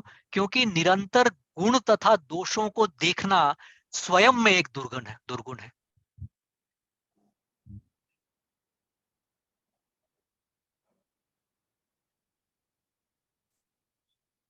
हम कई बार इस चंगुल में फंस जाते हैं। हम किसी प्रणाली से जुड़ते हैं, किसी संस्था से जुड़ते हैं, किसी घर परिवार में ही देखिए, स्वाभाविक मनुष्य का जो मन है वो सोचता इस तरह से है कि कई बार हमें गुण और जो सद्गुण और दुर्गुण, हमें दोनों को समझने की और भापने की हमारे में इच्छा रहती है। और कई बार ऐसा होता है कि मन हमेशा जो खराब चीज है वो भी बहुत जल्दी दिख जाती है। तो भगवान बोल रहे हैं कि ये तुम ना ये ज्यादा उद्धव, ये अच्छाई और बुराई, अच्छा क्या है बुरा है क्या है, ये सब के चंगुल में मत पड़ो। ये सब क्यों? क्योंकि तुम भौतिक जगत में रह रहे हो। भौतिक जगत में वैसे ही कुछ अच्छा नहीं है। तो बेहतर ये होगा कि फिर से वही उदाहरण, पहली मंजिल, दूसरी मंजिल, तीसरी मंजिल, कि तुम इन सब के ऊपर उठ जाओ, यानी कि तुम लांग जाओ। यानी कि मैंने ताला बनाया है, अपना जीवन व्यापन ऐसा करो कि तुम्हें पहले तो अनुमति मिले कि तुम चौथी मंजिल पे जा सको। यानी कि तमोगुण, रजोगुण और सद्गुण, इसके ऊपर रहने की कोशिश करो। कैसे? क्योंकि मैंने तुम्हें मार्ग बताया है। इसका मार्ग किसने बताया है? श्रील प्रभुपाद ने मार्ग बताया है। ये जो सद्गुण और गुण, अच्छा क्या है बुरा क्या है, हाँ, हर चीज में। और कुछ लोगों की खास आदत होती है, हर चीज में बुराई ही देखते हैं। साधारण देखिए उदाहरण, खाना खा रहे हो सब, किसी ने बहुत मन से खाना बनाया। बहुत सारे ऐसे लोग होते हैं, मैं भौतिक जगत से उदाहरण दे रहा हूँ। उनका पहला काम होगा उसमें क्या दोष है वो निकाले। इसमें नमक कम हो गया, इसमें चीनी ज्यादा हो गई, इसमें। अरे बॉस, खाना मिल रहा है आपको, भगवान ने खाना दिया है, किसी ने इतने प्यार से बनाया है, कुछ कमी रह गई खा लो, उसकी प्रशंसा करो। नहीं, स्वाभाविक क्या है कि नहीं नहीं दोष भी दिखेगा। तो ये जो सारा जो ये अध्याय का हमने श्लोक लिया, जिसके ऊपर मैंने सत्र बनाया, आशा करते हैं कि आपको प्रभावशाली लगा होगा। लेकिन इसमें ये सीख भी बहुत जरूरी है। तो हम एक बार भगवत गीता का एक श्लोक देखेंगे। Rishwani, if you can just go back, I will tell you what is the chapter. दो श्लोक मैं दिखा के फिर सत्र समाप्त करूंगा यहाँ पे। जो दैविक गुण है और जो आसुरिक गुण है, chapter 16 we will go, text 1 to 3, जो पहला से तीसरा। तो देखिए ये अध्याय जो 16 नंबर का अध्याय है, वो शुरुआत ही होती है जहां भगवान समझाते हैं कि जो दैविक गुण है वो क्या होते हैं। और उनको हम पढ़ते हैं। तो माता जी आप कंटिन्यू कर सकती हैं, आप पढ़िए। भगवान ने कहा, यस प्रभु जी। भगवान ने कहा, हे भरत पुत्र, निर्भयता, आत्मशुद्धि, आध्यात्मिक ज्ञान का अनुशीलन, दान, आत्मसंयम, यज्ञ प्रणायता, वेद अध्ययन, तपस्या, सरलता, अहिंसा, सत्यता, क्रोध विहीनता, त्याग, शांति, छिद्रान्वेषण में अरुचि, समस्त नीचे स्क्रॉल डाउन कर सकती है माता जी। हाँ, समस्त जीवों पर करुणा, लोभ विहीनता, भद्रता, लज्जा, संकल्प, तेज, क्षमा, धैर्य, पवित्रता, ईर्ष्या तथा सम्मान की अभिलाषा से मुक्ति, ये सारे दिव्य गुण हैं जो दैवी प्रकृति से संपन्न देवतुल्य पुरुषों में पाए जाते हैं। हरे कृष्णा। हरे कृष्णा। अभी मैं ये इसका हिंदी अनुवाद देख रहा हूँ। एक्चुअली जो अंग्रेजी अनुवाद है यहाँ पे मेरे को वो मिला था, और मैं अंग्रेजी में बता रहा हूँ उसका। तो दो चीजें हैं यहाँ पे। देखिए भगवान ने जब शुरुआत की इस अध्याय की, तो 3 श्लोक में भगवान बता रहे हैं कि दैविक गुण कौन से हैं। और इसमें से काफी सारी जो चीजें हैं वो आप अगर मैसेज के हिसाब से देखें तो वहां भी हमको पढ़ने में मिली, जहाँ पे उद्धव ने प्रश्न पूछे हैं। बहुत सारी चीजें, जैसे करुणता के बारे में बताई, लोभ विहीनता के बारे में बताया। इसके पहले जब हमने शुरू में पढ़ा कि 12 यम कौन से हैं, और उसके बाद बोले कि 12 दिनचर्या, साधारण दिनचर्या में क्या क्या चीजें जरूरी होती हैं, उसमें भी बहुत सारी जो गुण वहां बताए थे वो यहाँ पे भी दिख रहे हैं। लेकिन जो अंग्रेजी अनुवाद है वहां पे एक जो ट्रांसलेशन है, वो मैं पढ़ के बताता हूँ। वो अंग्रेजी में हम बोलते हैं एवर्जन टू फॉल्ट फाइंडिंग, यानी कि गलतियों को जो ढूंढने की जो एक प्रवृत्ति होती है, जिसमें वो प्रवृत्ति नहीं है, वो दैविक गुण होता है। हाँ, और मैं जस्ट अभी संस्कृत के श्लोक शब्द निकाल रहा हूँ, क्योंकि ये 3 श्लोक हैं, तो उसमें एग्जैक्टली कौन सा वर्ड है जो बताता है कि हमें दोष मत देखो, गुण देखो सब में। हाँ, दोष नहीं देखने की जो प्रवृत्ति है वो होती है दैवक। हाँ, आप अगर श्लोक पे जा सकती हैं रिश्वानी, और श्लोक में देखिए ये अपैशुनम, अपैशुनम। आप शब्दार्थ में रहिए आप यहाँ पे। हाँ, तो देखिए शब्दार्थ में सभी शब्दों में ये जो अपैशुनम आपको दिख रहा है, छिद्रान्वेषण से अरुचि, ये बहुत कठिन शब्द यहाँ पे ट्रांसलेशन में यूज किया गया है। छिद्रान्वेषण का मतलब अंग्रेजी में होता है फॉल्ट फाइंडिंग। तो फॉल्ट फाइंडिंग में अरुचि, ठीक है। खाना दिया किसी ने, बहुत अच्छे से बनाया है, अगर बराबर से होते हैं, कुछ लोग ऐसे होते हैं पुरुष स्त्री जिनको तुरंत खाते ही इसमें ये कमी है, इसमें वो कमी है, नहीं नहीं, तो वो क्या दैविक गुण है? नहीं नहीं, उसके विपरीत जैसा भी भोजन मिला। देखिए हम गुरु के उसमें जब हम गुरुकुल की बात करते हैं, ब्रह्मचर्य में आप हैं, जैसा भी प्रसाद मिल रहा है वो स्वादिष्ट लगना चाहिए। इसी तरह से जीवन में जब हम अपने आसपास में जो देख रहे हैं, तो इसीलिए जो समाप्त किया भगवान ने उद्धव को, ये बोल रहे हैं कि ये जो तुम ठीक है मेरे से सवाल पूछ रहे हो, मैंने सबका जवाब दे दिया, लेकिन बार बार जो मन में इसका विपरीत बताइए, ये सब बताइए, ये सब चक्कर में ज्यादा पड़ो मत, क्योंकि ये अपने आप में इस भौतिक जीवन में, इस भौतिक जगत में, जहाँ पे भगवान श्री कृष्ण बोलते हैं भगवत गीता में कि ये तो अशाश्वतम दुखालयम है, यानी कि ये टेम्पररी है और यहाँ पे सिर्फ दुखों का ही सम्मिश्रण मिलेगा। ज्यादा से ज्यादा किसी दिन तीसरी मंजिल में हो तो सद्गुण में जी रहे हो तो लगेगा कि हाँ ये परिवेश तो बहुत अच्छा है, भौतिक जगत है, बहुत सुख है। फिर किसी दिन रजोगुण में चले जाओगे, फिर हाय तौबा ये भौतिक जीवन, ये वो, यहाँ सुख मिल रहा है, किसी दिन सुखी रहोगे, किसी दिन दुखी रहोगे। तमोगुण में चले गए तो नीचे चलते ही जाओगे। तो इससे कुछ फायदा नहीं है। तो वो एक चीज थी। और मैं एक और चीज खाली जल्दी से बता देना चाहता हूँ, एक और श्लोक जो भगवत गीता का ही बहुत प्रभावशाली श्लोक है, और वो है हमारे 13वें अध्याय में। So if you can go Rishwani to the 13th chapter and go to shloka number 8 to 12।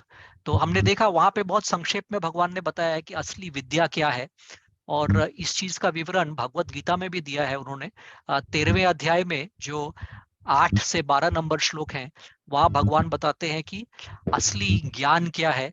और यहाँ पे भी समानता मिलेंगी, जो वहां पे उत्तर दिए और जो यहाँ पे देखिए, ये प्रश्न भगवान से नहीं पूछा है हमने। जो 27 प्रश्न कवर किए अर्जुन के, उसमें अर्जुन ने डायरेक्टली नहीं पूछा था, लेकिन ये भी बहुत ही प्रभावशाली श्लोक है जहां भगवान बता रहे हैं कि ज्ञान क्या है और अज्ञान क्या है। और इसका उत्तर देने के लिए भगवान ने ज्ञान के अंदर क्या आता है उन सबको लिस्ट कर दिया है, और भगवान ने स्पेसिफिकली बोला है कि इसके अलावा कुछ भी जो है वो अज्ञान है। मतलब यहाँ पे फुल स्टॉप हो जाता है। असली नॉलेज ये नहीं है कि आपने कौन से कॉलेज में क्या डिग्री ले ली या क्या कर लिया, ठीक है वो अच्छा है, इसमें कोई खराबी नहीं है, लेकिन ये सब करके अगर आप कहें कि हाँ हम पढ़ लिख के इन शास्त्रों को समझने का ज्ञान बढ़ा रहे हैं, कल को आपने टेक्नोलॉजी सीख ली, हमने ये जूम सीख लिया तो हम आप तक पहुंच पा रहे हैं, तो ये सब तो अच्छा है, लेकिन असली विद्या क्या है, असली ज्ञान क्या है, तो ये हम एक श्लोक पढ़ते हैं। और समय मैं देख रहा हूँ समय कंप्लीट हो रहा है। हाँ माता जी आप पढ़ सकती हैं। श्योर प्रभु जी। विनम्रता, दंभहीनता, अहिंसा, सहिष्णुता, सरलता, प्रामाणिक गुरु के पास जाना, पवित्रता, स्थिरता, आत्मसंयम, इंद्रिय तृप्ति के विषय का परित्याग, अहंकार का अभाव, जन्म मृत्यु वृद्धावस्था तथा रोग के दोषों की अनुभूति, वैराग्य, संतान, स्त्री, घर तथा अन्य वस्तुओं की ममता से मुक्ति, अच्छी तथा बुरी घटनाओं के प्रति संभाव, मेरे प्रति निरंतर अनन्य भक्ति, एकांत स्थान में रहने की इच्छा, जन समूह से विगलाव, आत्म साक्षात्कार की महत्ता को स्वीकारना तथा परम सत्य दार्शनिक खोज, इन सब को मैं ज्ञान घोषित करता हूँ, और इनके अतिरिक्त जो भी है वह सब अज्ञान है। हरि बोल, हरि बोल। तो देखिए ये श्लोक भी अपने आप में इतनी महत्वपूर्ण बातें करी गई है कि हम अगर पूरा एक सत्र भी लगा दें तो इसको समझने में मतलब हम सफिशिएंट टाइम ले सकते हैं। लेकिन अगर आप यहाँ तक आप फॉलो कर पाए हैं वो क्वेश्चन आंसर, तो आप देखेंगे कि बहुत सारी समानताएं हैं। तो हमने जो पिछले 3 सत्र, मैं फिर से समराइज करूंगा, हमने शुरू किया अर्जुन के 27 प्रश्नों से, जिससे आशा करता हूं कि आपको भगवत गीता का जो सार है उसको समझने में थोड़ी सी आसानी हुई थी। फिर हम एकदम से गए श्रीमद् भागवतम में, जहां से कई बार हम लीलाएं सुनते हैं, मगर आज हमने लीला नहीं सुनी। आज हमने एक अध्याय में कुछ श्लोकों में हमने जीरो डाउन किया, और वहां पे स्पेसिफिक क्वेश्चन पूछे थे, विशेष सवाल पूछे थे और विशेष जवाब मिले।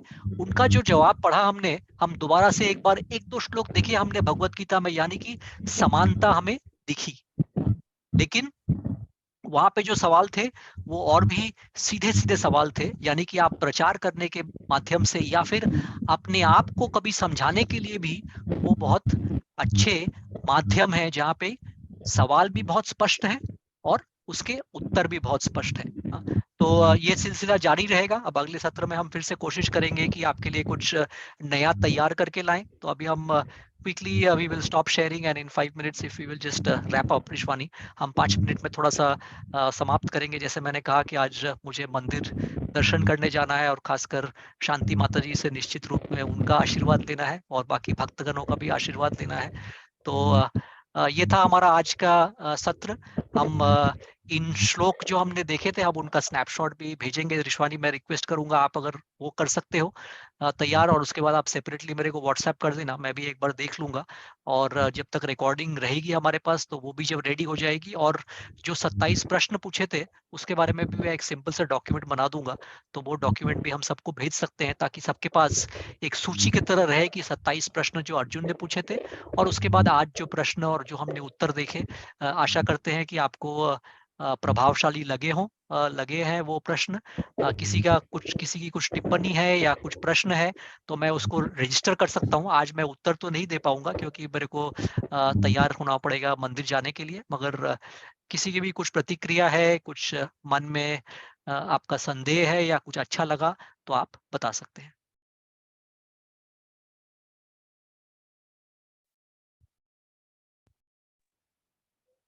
संदेह कुछ भी नहीं है प्रभु जी, आप रेडी होइए और जाइए। ये अच्छा है, ये अच्छा है, ये अच्छा है। हाँ हाँ। आज के प्रश्न अच्छे लगे द्रौपदी माता जी? संदर्भ समझ में आया? बहुत अच्छा लगा। मुश्किल था, हाँ, समझ कठिन में था आया। या ठीक था? समझने में ठीक था? नहीं, ठीक था। मुश्किल नहीं था, सब समझ में आया।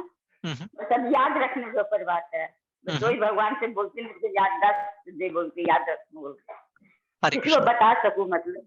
हरे कृष्णा, हरे कृष्णा। और जो आप जो बोले ना, चेतावनी में जो कुंड करते हैं, कुंड में हवन करते हैं, वो मेरा देखा हुआ प्रभु जी। वो मतलब मंथन करके आग निकलती थी उसमें। हाँ हाँ हाँ हाँ हाँ, उसको मंथन करते थे, उसको हाँ माचिस वगैरह से नहीं करते थे। हाँ हाँ वो हाँ, मेरा ओके देखा हुआ है। Okay okay okay. हाँ, हाँ, और किसी को कुछ कहना बहुत है? बहुत हाँ, सॉरी सॉरी माता जी।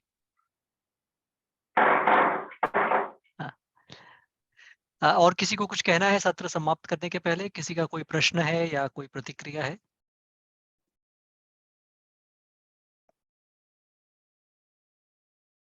अगर नहीं तो मैं रिश्वानी को बहुत बहुत धन्यवाद कहता हूँ। रिश्वानी, आप बहुत अच्छे से सपोर्ट करती हैं, so thank you so much.